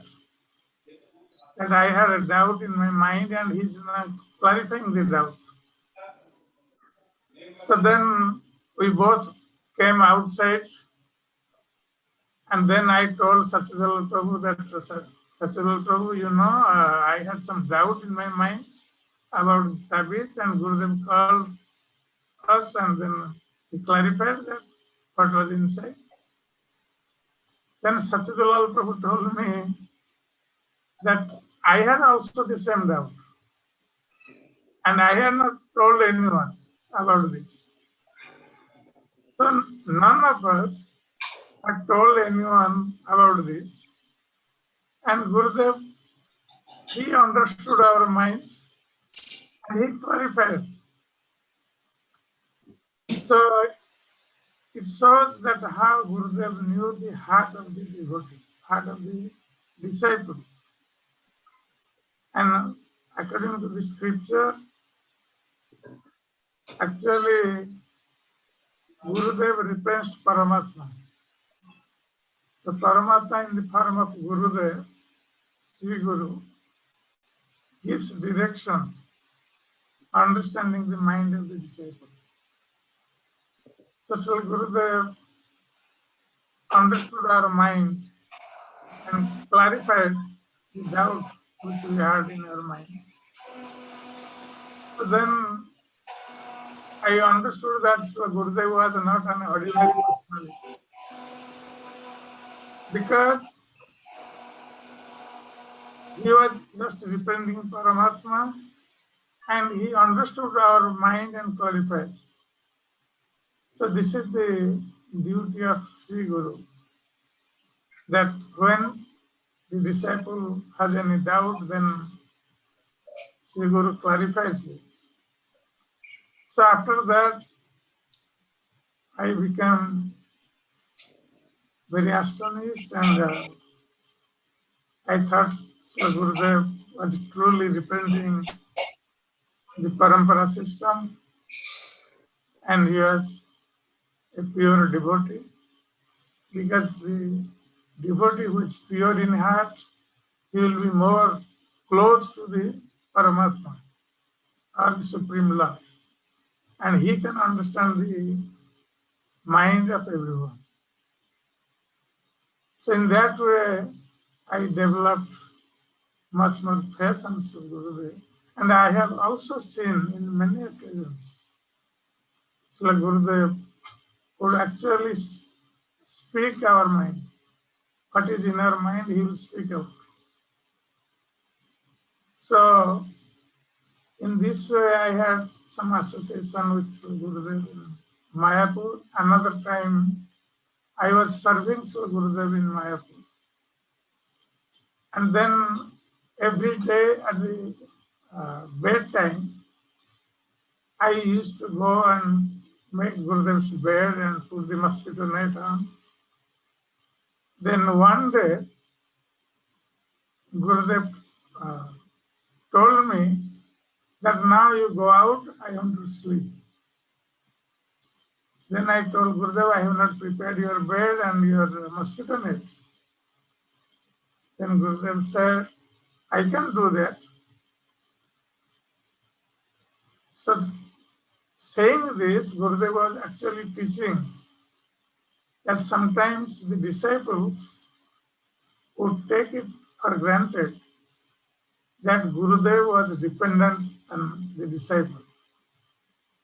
And Gurudev, on this incident, he was saying that he was not dependent on anyone. So he can do his service.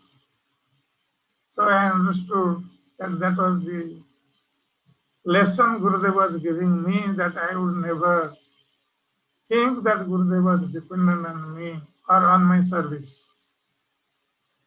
Then another day, I was preparing Gurudev's bed, and then that was Mayapur festival time.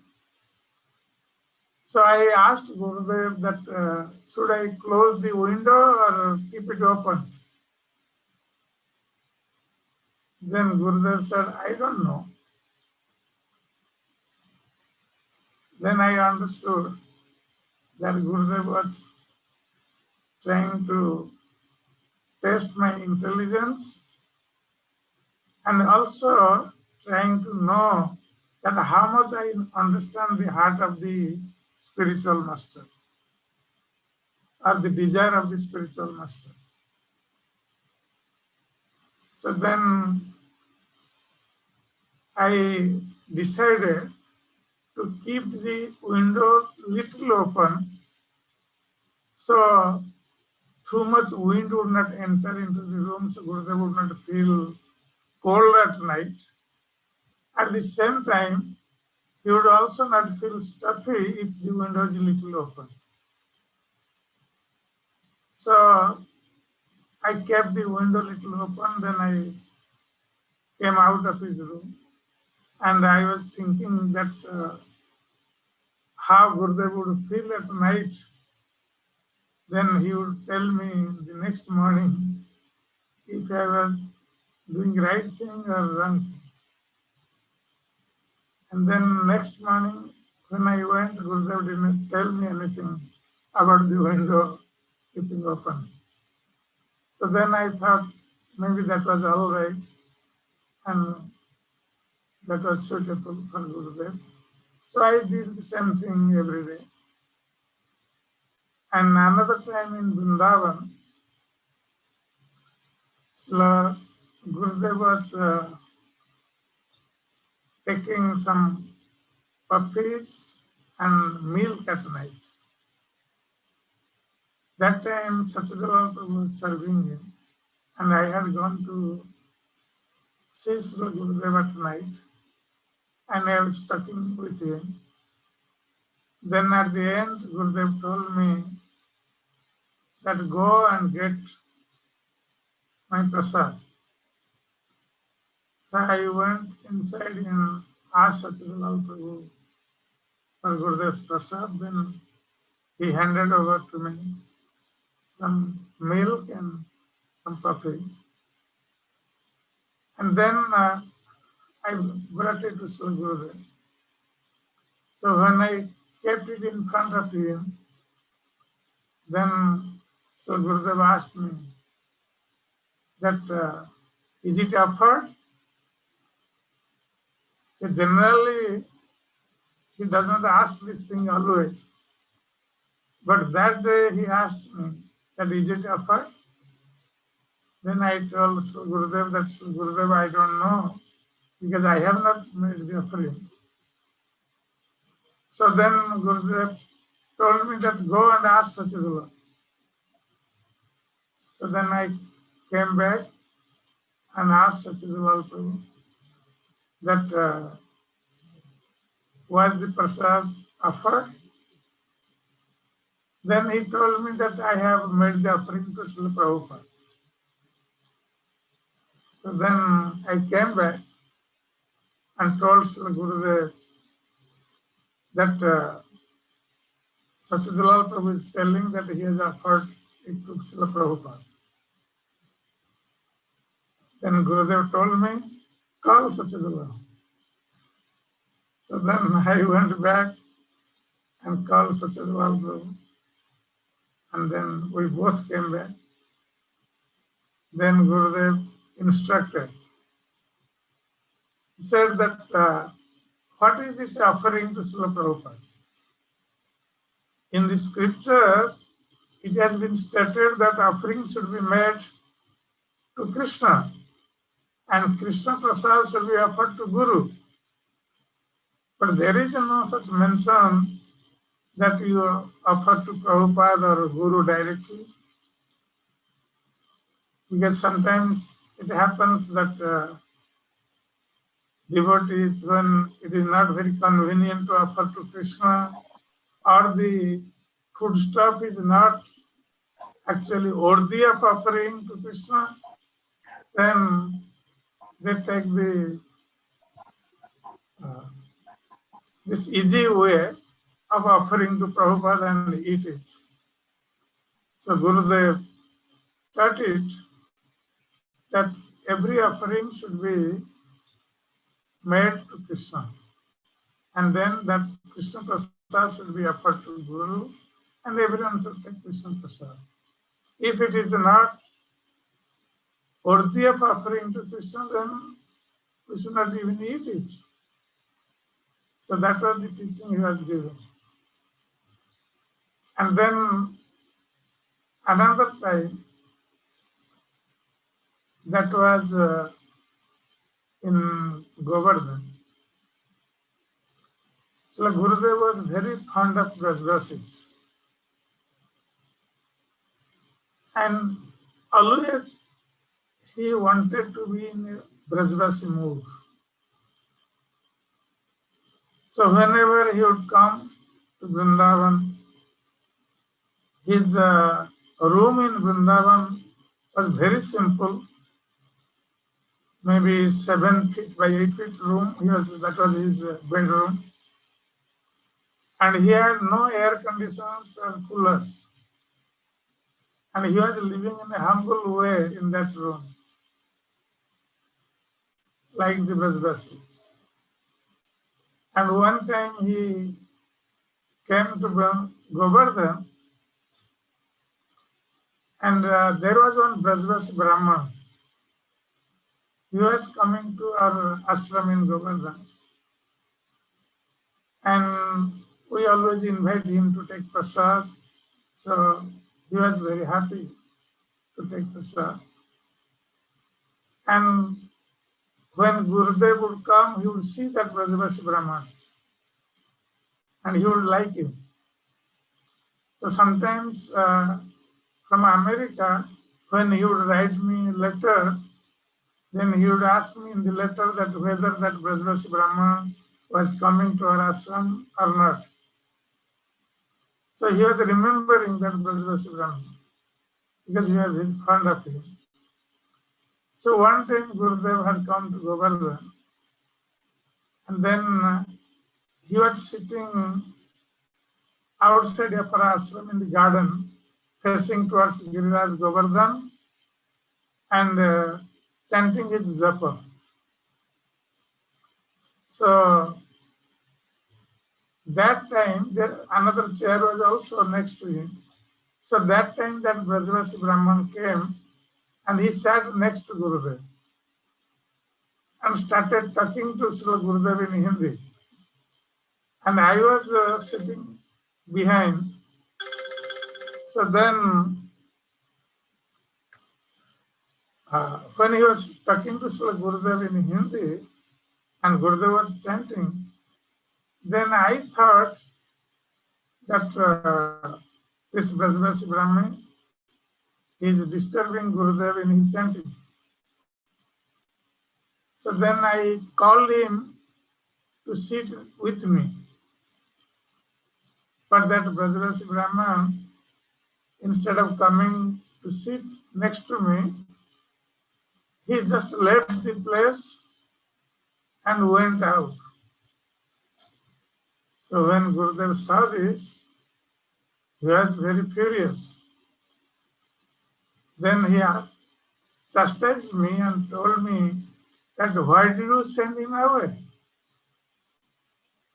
Then I said to Gurudev that Gurudev, I thought you were chanting and he was talking with you in Hindi.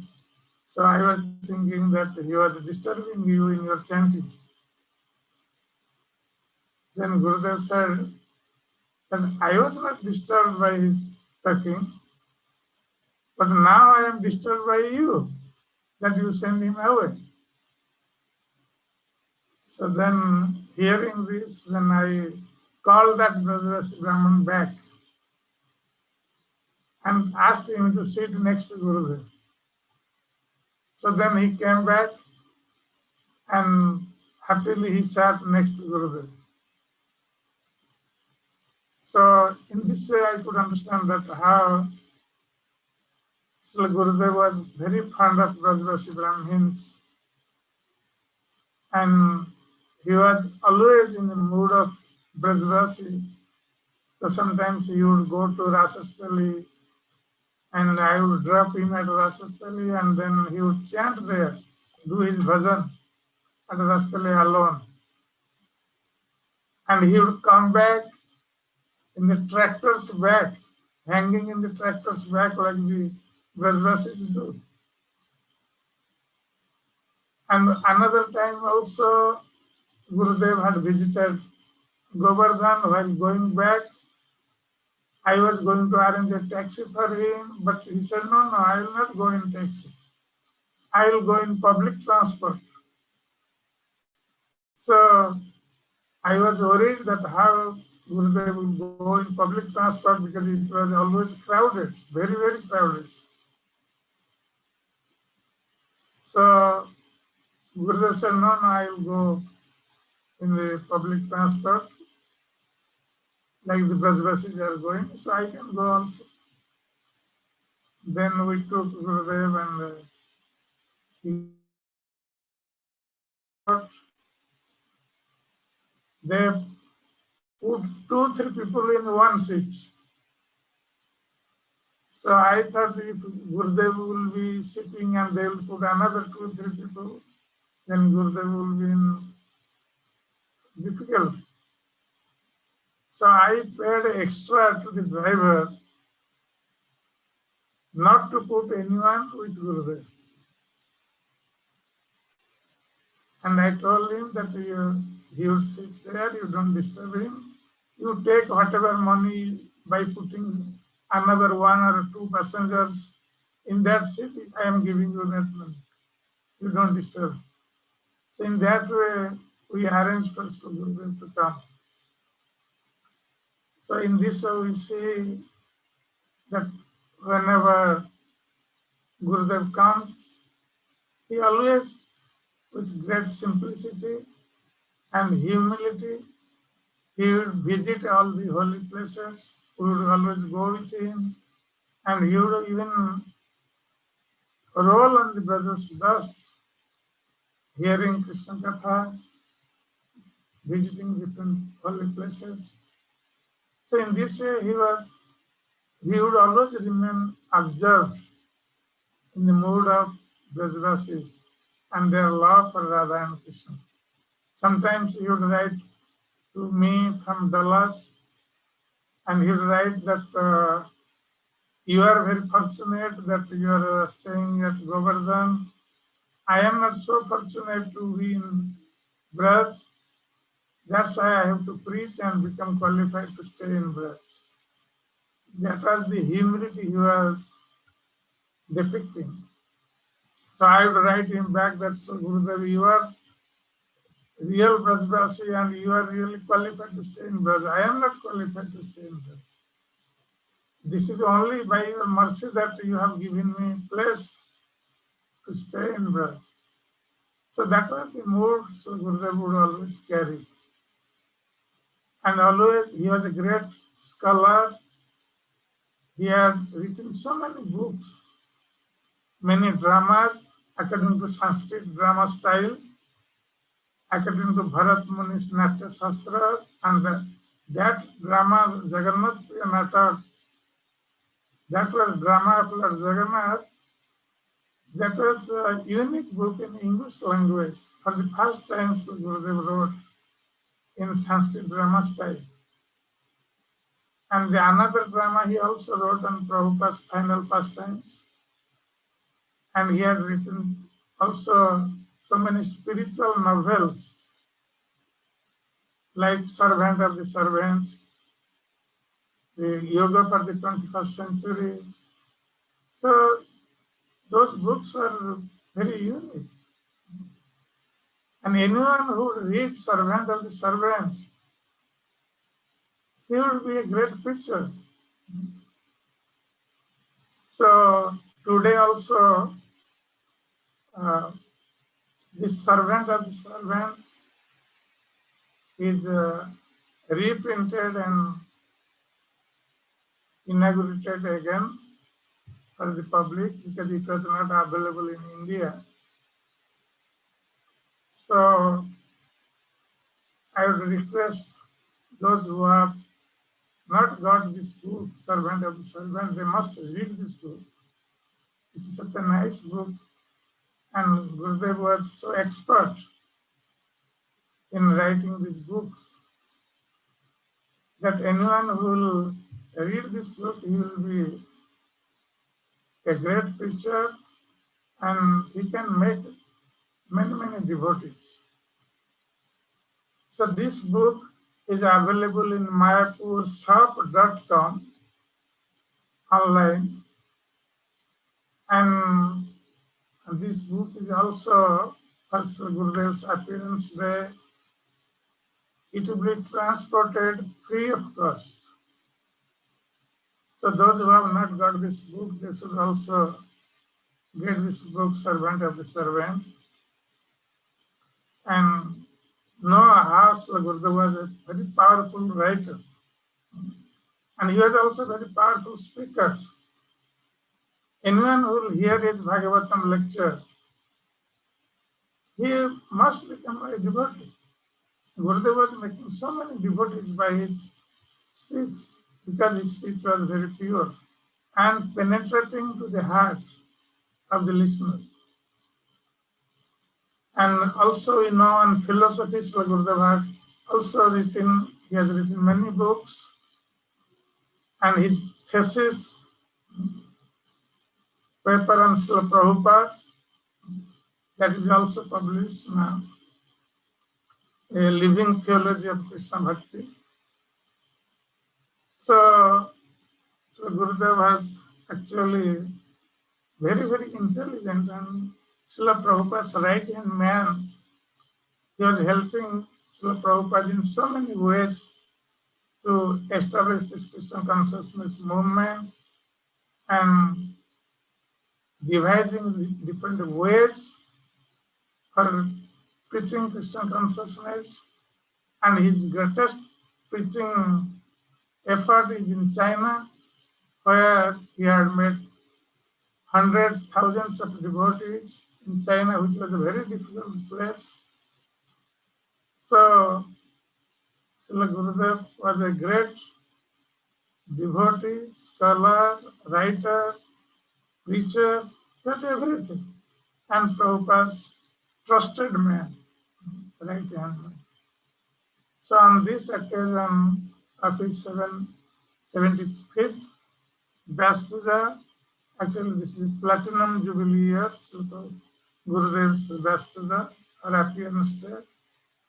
I pray at his lotus feet to forgive all my offenses and bestow his mercy on me, by which I can serve Sri Radha Krishna in a perfect way and make life success. Hare Krishna. Jai Shri Gurudev ki Jai. Thank you, Maharaj, for this wonderful explanation of Guru Tattva and various beautiful pastimes, especially the one you shared so beautifully about dealing with Brajbasis. And by his conduct, I think we all know Tamal Krishna Maharaj was a true Brajbasi. And you also spoke so beautifully about the book Servant of the Servant. There's a poster which I posted here. My personal experience also is that this is one of the most wonderful books if somebody has to really know how to start preaching, and the initial days of struggle, that beautiful Leela of preaching, Leela of ISKCON. I think this is something which is really a treasure house in itself.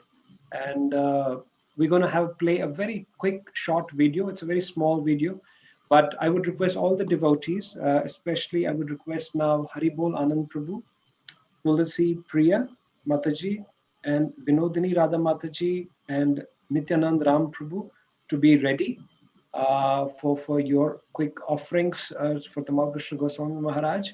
And but please, let's see this small clip on Servant of the Servant, and do ensure if you have your copies, I would request still buy it and spread the Servant of the Servant book to your friends, to your devotees who have never read this.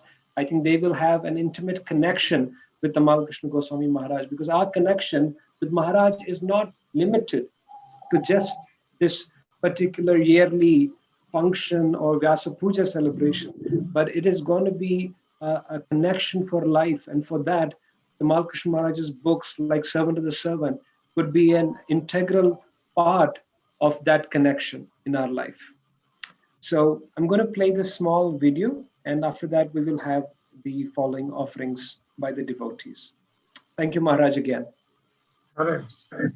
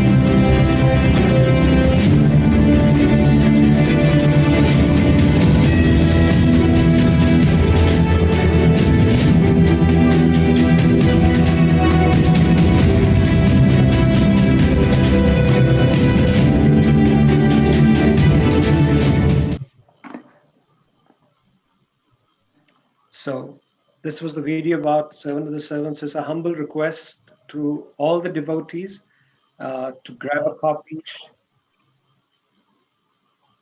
share it with others, share it with your friends, your relatives, and let's spread the glories of Tamal Krishna Maharaj with each other. With this, I think I would request His Grace Haribol Anand from ISKCON Chapati to address us and share the glories of Tamal Krishna Maharaj. Namo Vishnu Padaya Krishna Prishthaya Srimati Tamal Krishna Goswami.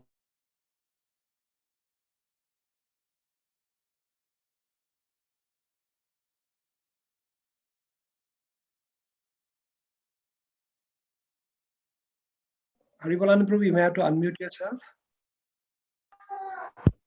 So, I'm audible. Yes, Prabhu. Namo Vishnu Padaya Krishna Prishthaya Srimati Tamal Krishna Goswami iti namine.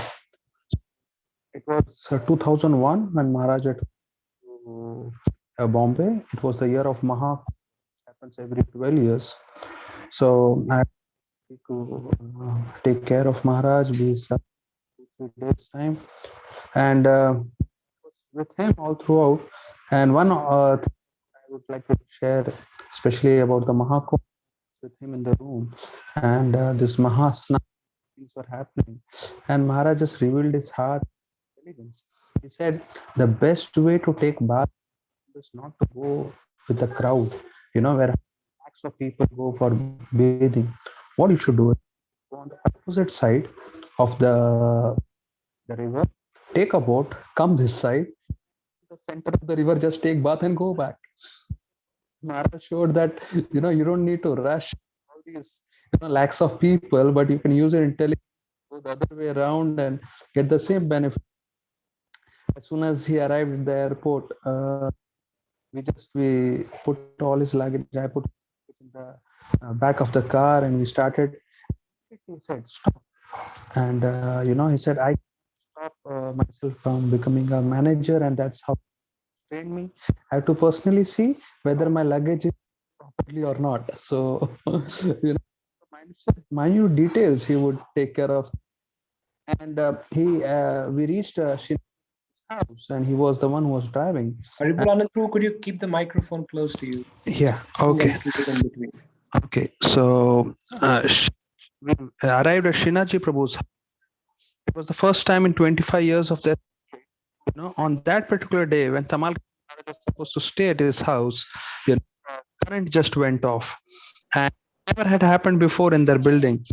And so immediately Srinathji Prabhu arranged for my stay in a 5-star hotel, and he said, "I'll book you a room for in a 5-star hotel." I said, "Absolutely no," and he gave 2 reasons for that. One reason he said was that he said Indians will not appreciate a sannyasi staying in 5-star hotel, and second thing is he said is basically it costs a fortune. It's cost a fortune, staying in a 5-star hotel. So it's just declined for that. And all throughout the time when I was him, and he said, "Do you know something about massage?" So I said, "Teach me, the how to massage and all." So that time he said, Prabhupada taught him. This is something new. Many devotees may not be knowing. He said, Prabhupada taught him that you should massage nicely. When a person wants to go to sleep, then you should just move your hands slightly over his legs and hands. Prabhupada told him it's a feather massage.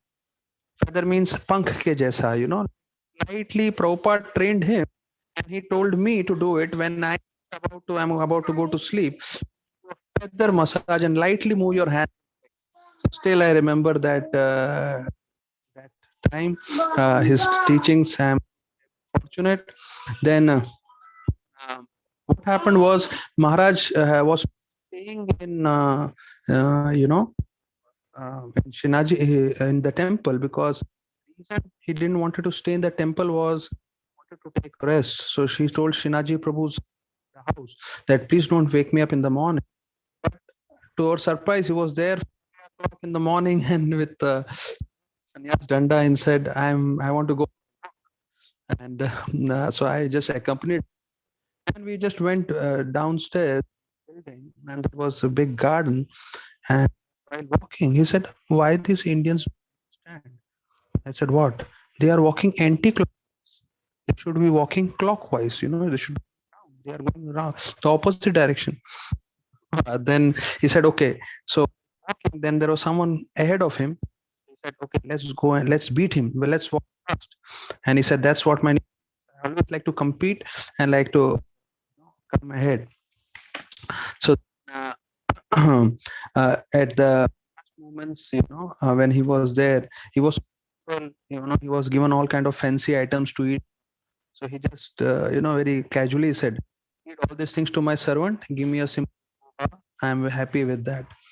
And he was quite sharp also. At one point, he was given some prasad. The morsel he ate, it was the one of the best, and it was from, I think, from Burma or somewhere. And morsel, he said, "It's the rice from Burma." The host said, "Yes, Maharaj." So sharp at things. And Dayaram Prabhu also shared that he had given a small piece of paper, and for 1 year he could give that small piece of paper with that information. And he was shocked that how Maharaj was so generous, and he was so care of even the smallest of the things.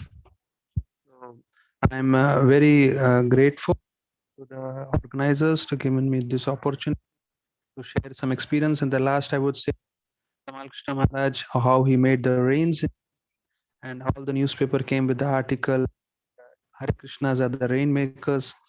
That's how glorious he was. And it was my privilege to be with him and serve him in whatever capacity. So thank you very much, Prabhus. Haribol. Thank you, Haribol Anand Prabhu, for this wonderful offering of yours. Very heartfelt. Yes, he had a lot of competitive nature, which he perfectly used for Prabhupada's service.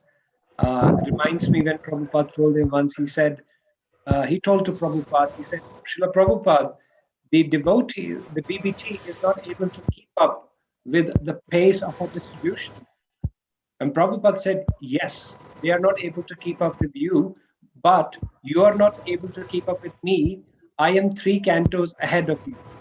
So Prabhupada and, even Tamal Krishna, they had this very amazing, this very out of this world relationship where kind of Prabhupada knew that he just wanted to be the best. He just wanted to be the best way to serve Krishna, best way of distributing books, Srila Prabhupada books, best way to preach. And that's something which is amazing. I think that's a great lesson for all of us to utilize all skills we have for the service of Krishna and Guru. Thank you very much for this. Tulsi Priya Mataji, if you're ready with your offering, and then after that we have Anandini Mataji, I guess, and after that Nityanand Ram Prabhu. Rest all the devotees, I would request be here, because we're going to have in the end Sachi Dulal Prabhu, and there's going to be a lot of nectar of Tamal Krishna Maharaj's pastimes. Hare Krishna Mataji.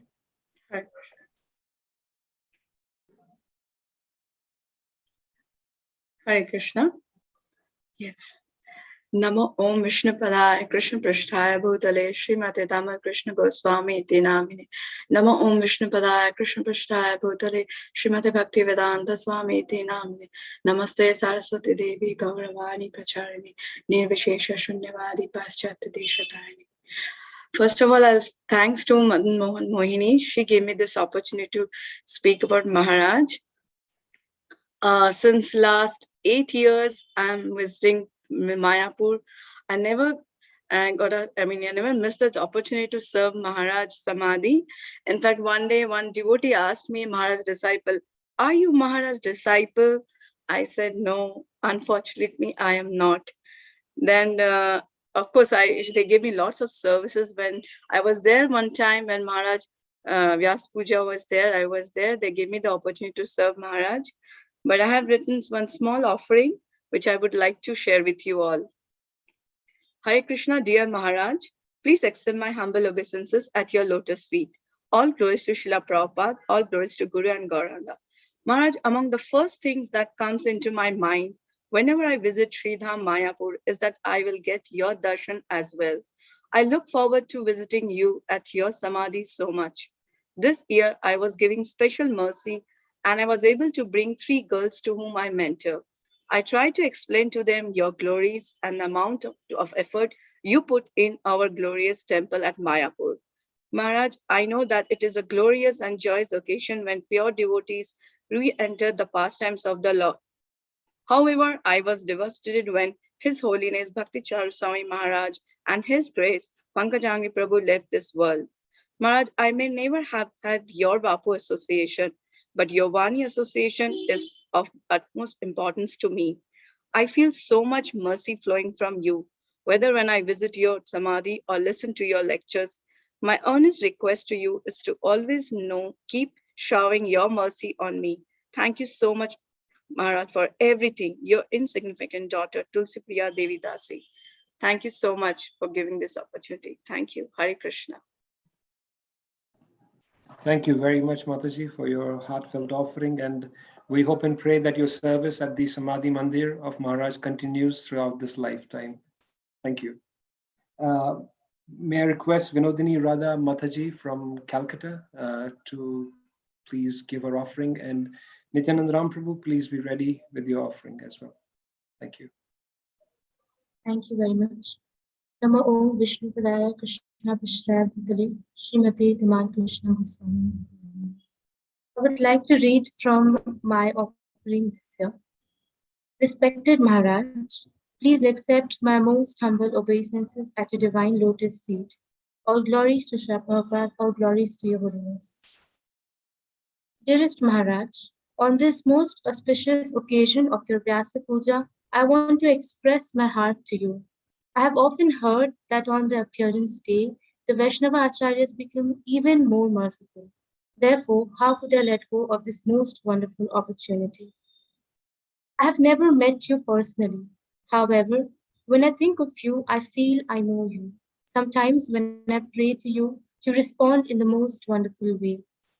After the departure of my Guru Maharaj, Srila Bhakti Swami, when I prayed to you, you communicated with me in the most wonderful way, telling me that I am a strong girl.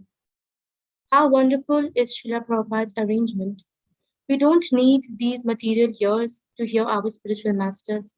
We don't need these material eyes to see them. We simply need a heart. My heart, however, is so contaminated and full of sins, but I do believe that the moment you enter my heart, it will be purified. Darshane pavitra karo ek tumar gun.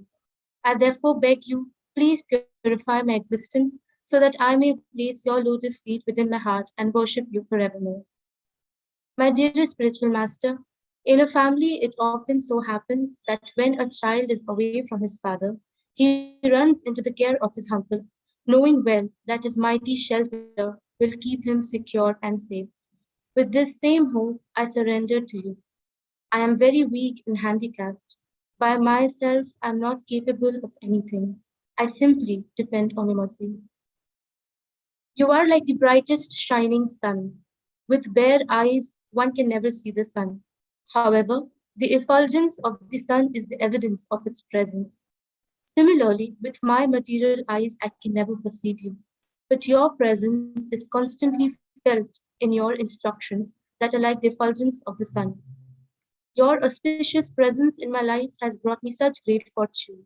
I can never express how grateful I am to you. I have never understood much about the spiritual world due to my poor fund of knowledge. However, I know that there is a different world that exists under the shelter of my spiritual masters. It is as cool as 1,000 moons and as bright as the shining sun. That world is my world, and I wish to reside there forevermore. I only pray to you to please allow me to be under the shelter of your lotus feet. I have no other hope, and I have no other home. You have given me the shelter of your lotus feet and have guided me when I was baffled and directionless in my life. Please kindly continue this mercy upon me. I know I have never deserved this great love that you bestow upon me, this reciprocation from you. I am so fallen that I am not worthy of it. Or maybe this is my only qualification, since you are the deliverer of all fallen souls such as me. Words can actually never be enough to glorify you.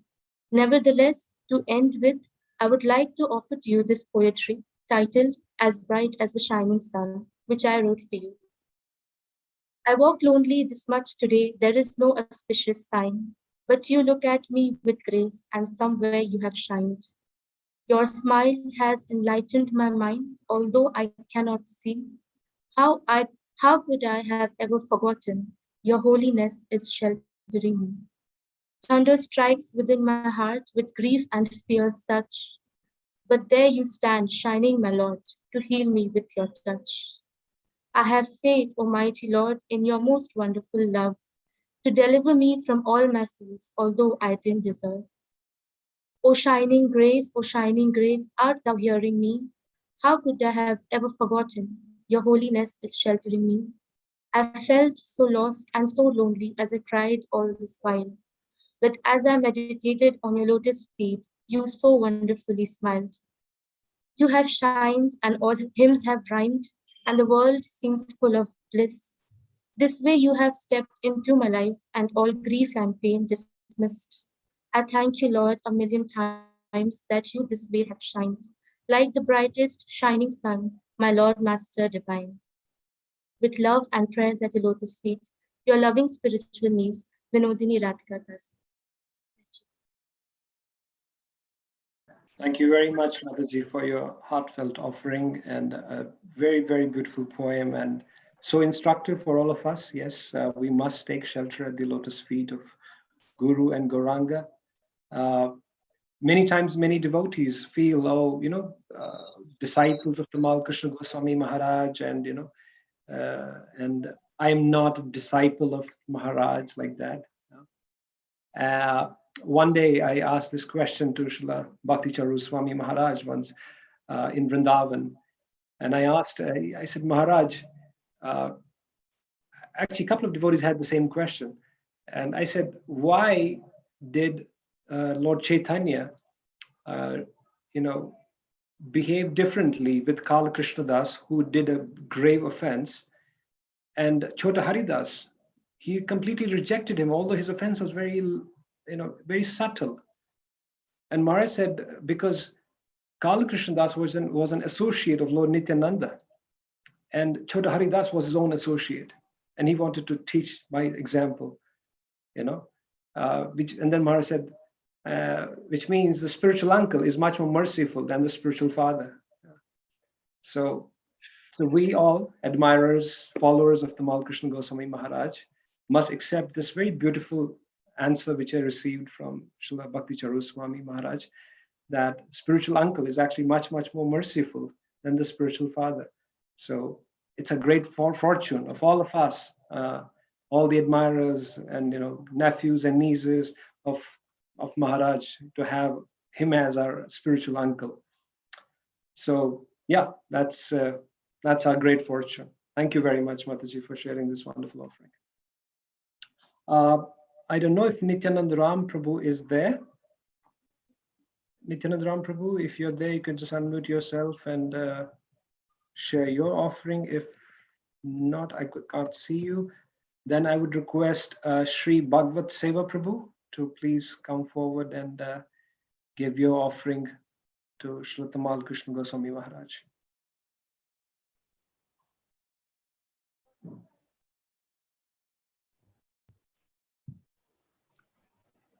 Hare Krishna. Am I audible, Prabhu? Yes, there was an echo, but I guess it should be okay. Second. It's okay now. It looks like okay. Am I audible, Prabhu? Yes. Yeah. Yeah. Hare Krishna. In last 1.5 months, I have been reading the Servant of Servant book, and that is my only connection with Tamal Krishna Maharaj. And throughout, I just completed reading the book, and throughout the book, I found a tremendous faith of Maharaj in the holy name, in Prabhupada's instructions, and in Chaitanya Mahaprabhu's mission. And for that, Maharaj took a lot of risks.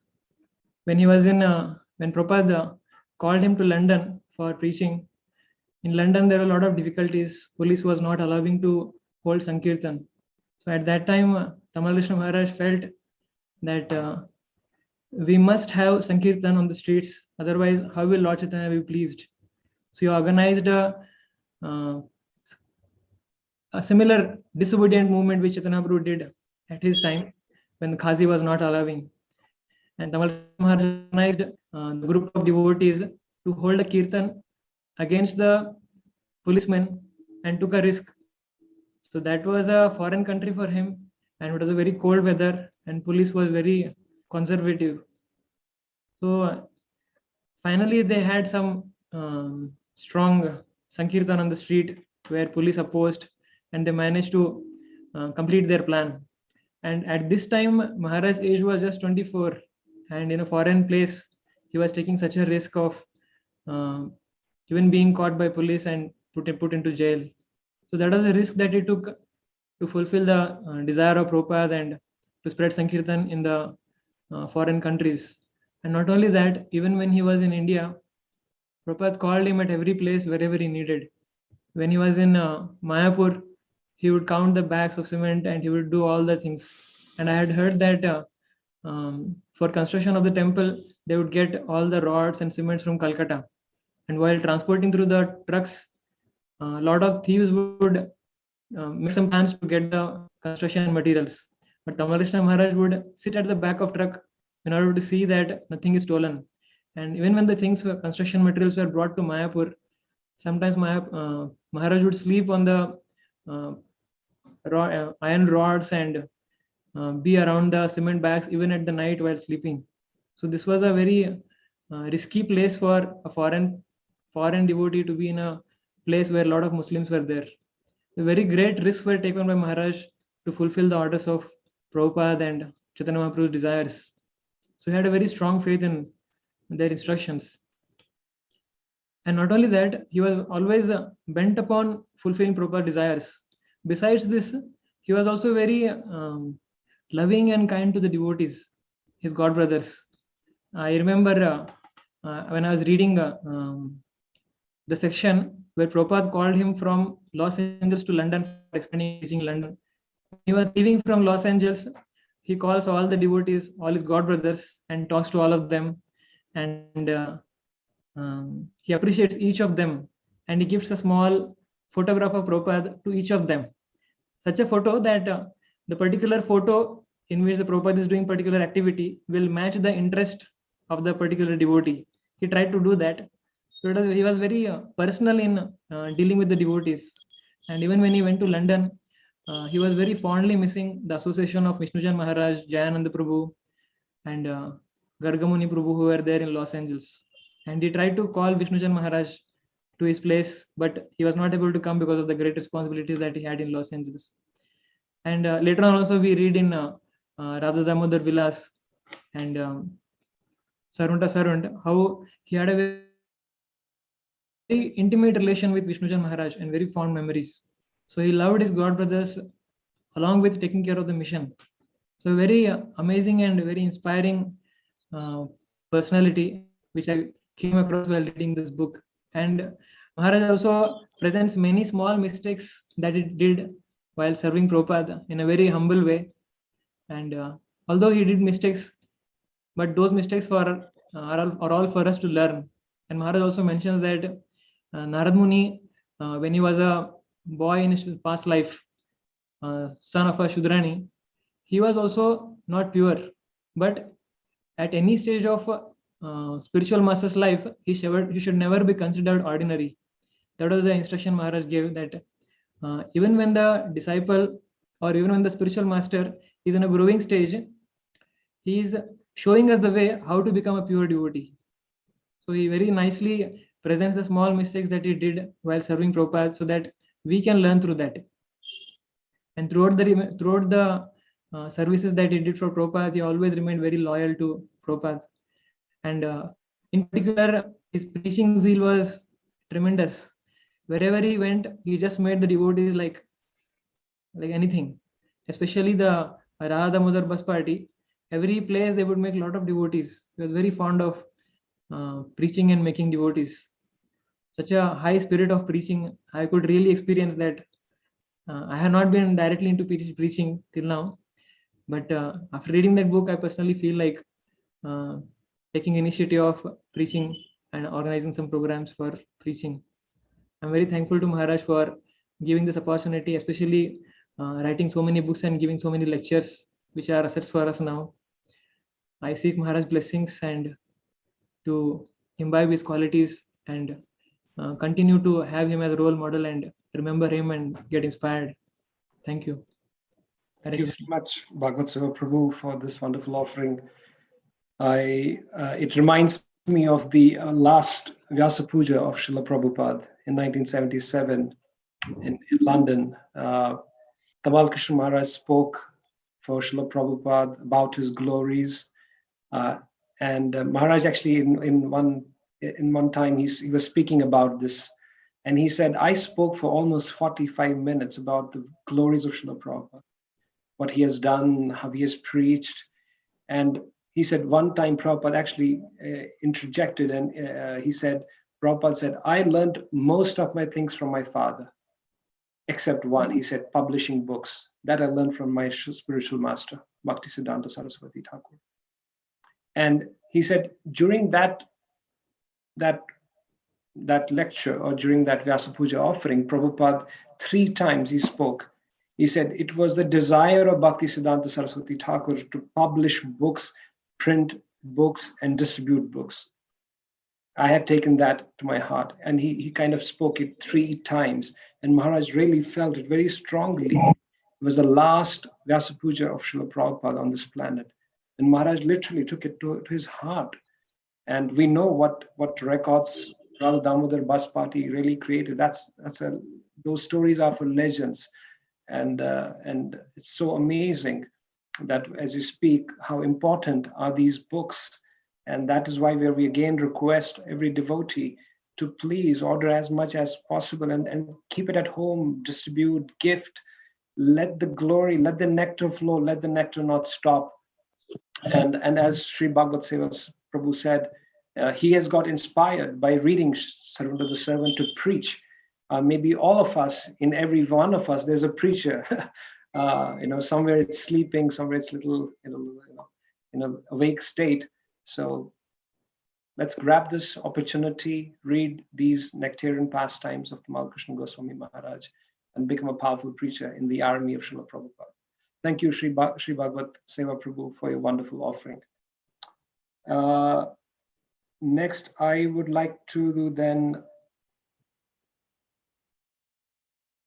it's actually quite late. I've got a message now. Maybe what I would like to do here is, I was just reading actually in the morning today, one beautiful pastime that happened in Regent's Park in London. Srila Prabhupada and Tamal Krishna Maharaj Goswami were actually walking, and it was October, November, so it was quite cold, and there was ice, and Prabhupada would walk, and there were these small puddles of water which were frozen, and Prabhupada would walk, and with his stick he would actually start breaking the ice. And he did it 3-4 times, and Tamal Krishna Maharaj asked Prabhupada, he said, Prabhupada, what are you doing?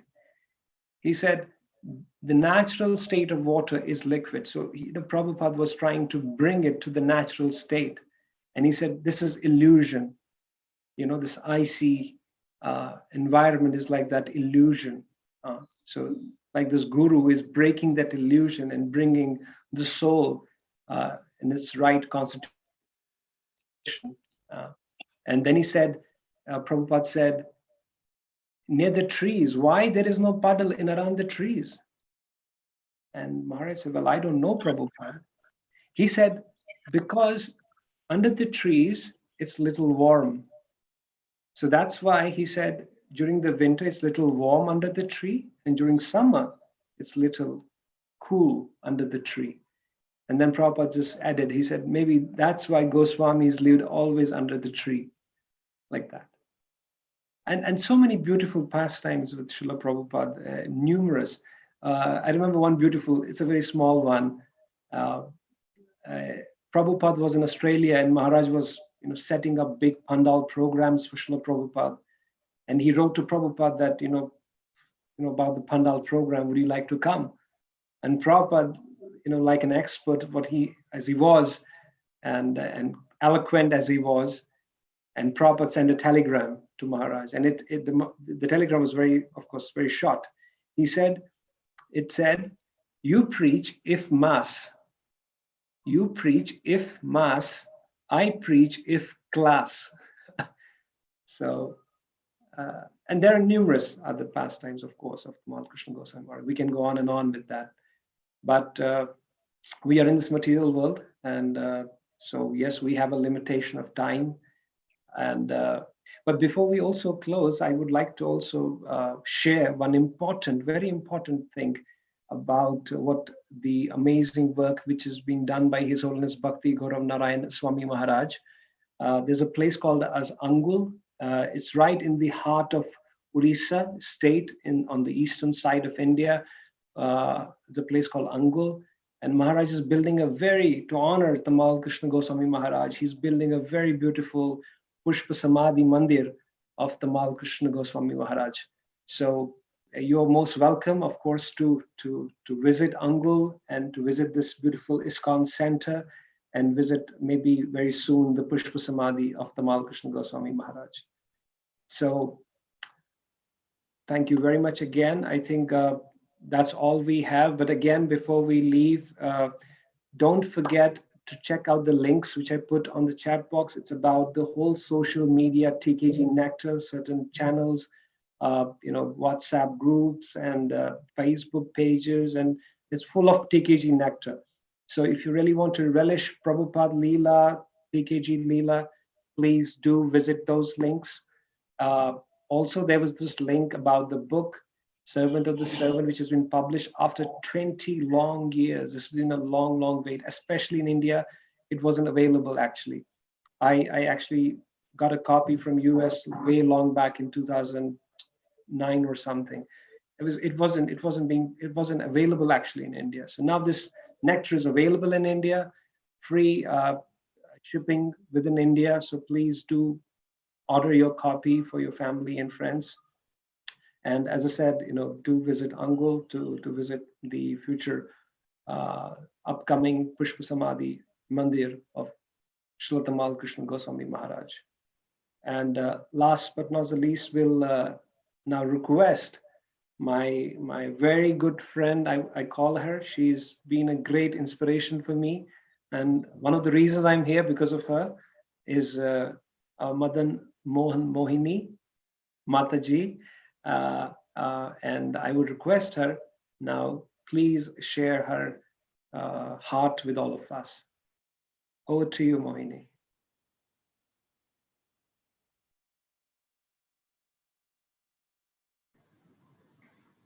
Hare Krishna.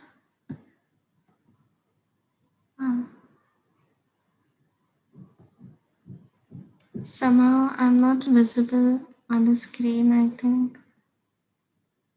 We can see you very clearly, Mohini. You can go ahead. Hare Krishna, everyone. Please accept my humble obeisances. First of all, I want to really thank all of you so much for joining this program today and for making it so special by your presence and to all the devotees who spoke their beautiful, beautiful offerings. I just want to read my little offering to His Holiness Tamal Krishna Maharaj. My dear Srila Gurudev, please accept my humble obeisances. All glories to Srila Prabhupada.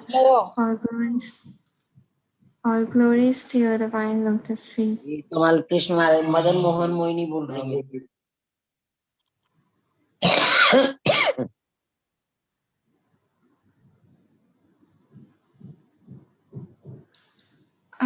Just a second.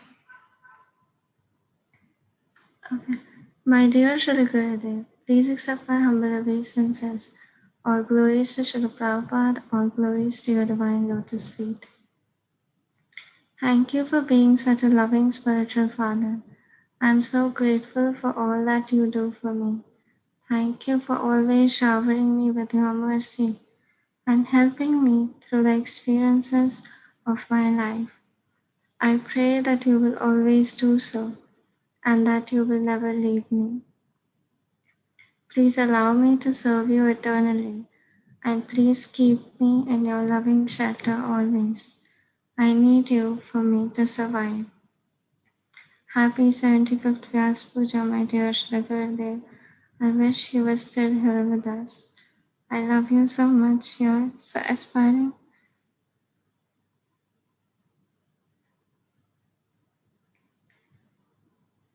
Our aspiring servant eternity, Mother Mohan Moini Dasi. Thank you. Hare Krishna. Very much, Madan Mohan Moini Mataji, for your very beautiful, heartfelt offerings. I would like to again tell all the devotees that it's because purely just her desire that we are having this program. And my humble request also is that her beautiful desire is actually to see Servant of the Servant books getting distributed, getting read all over the world. And my humble request to all of you from my personal side would also be, please help us in kind of distributing this lovely offering of Tamal Krishna Maharaj, which he has left for us, this legacy of love for all of us to not only implement in our own lives, but also share with with our friends, with our relatives, with the whole ISKCON or Vaishnava community.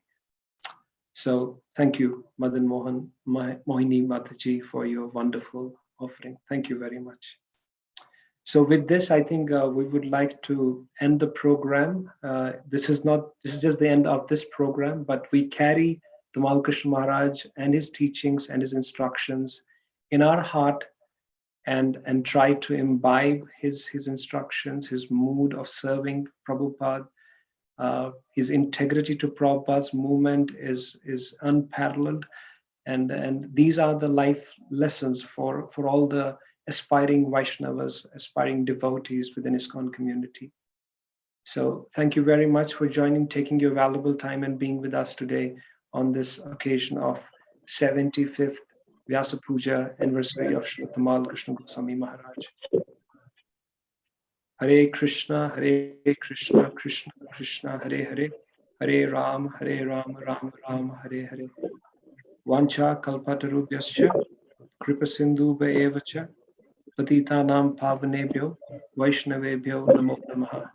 Ananta Koti Vaishnav Vrinda ki jai. Shri Vaishnav Thakur ki jai. Shri Tamal Krishna Goswami Maharaj ki jai. Srila Prabhupada ki jai. Thank you very much. Hare Krishna.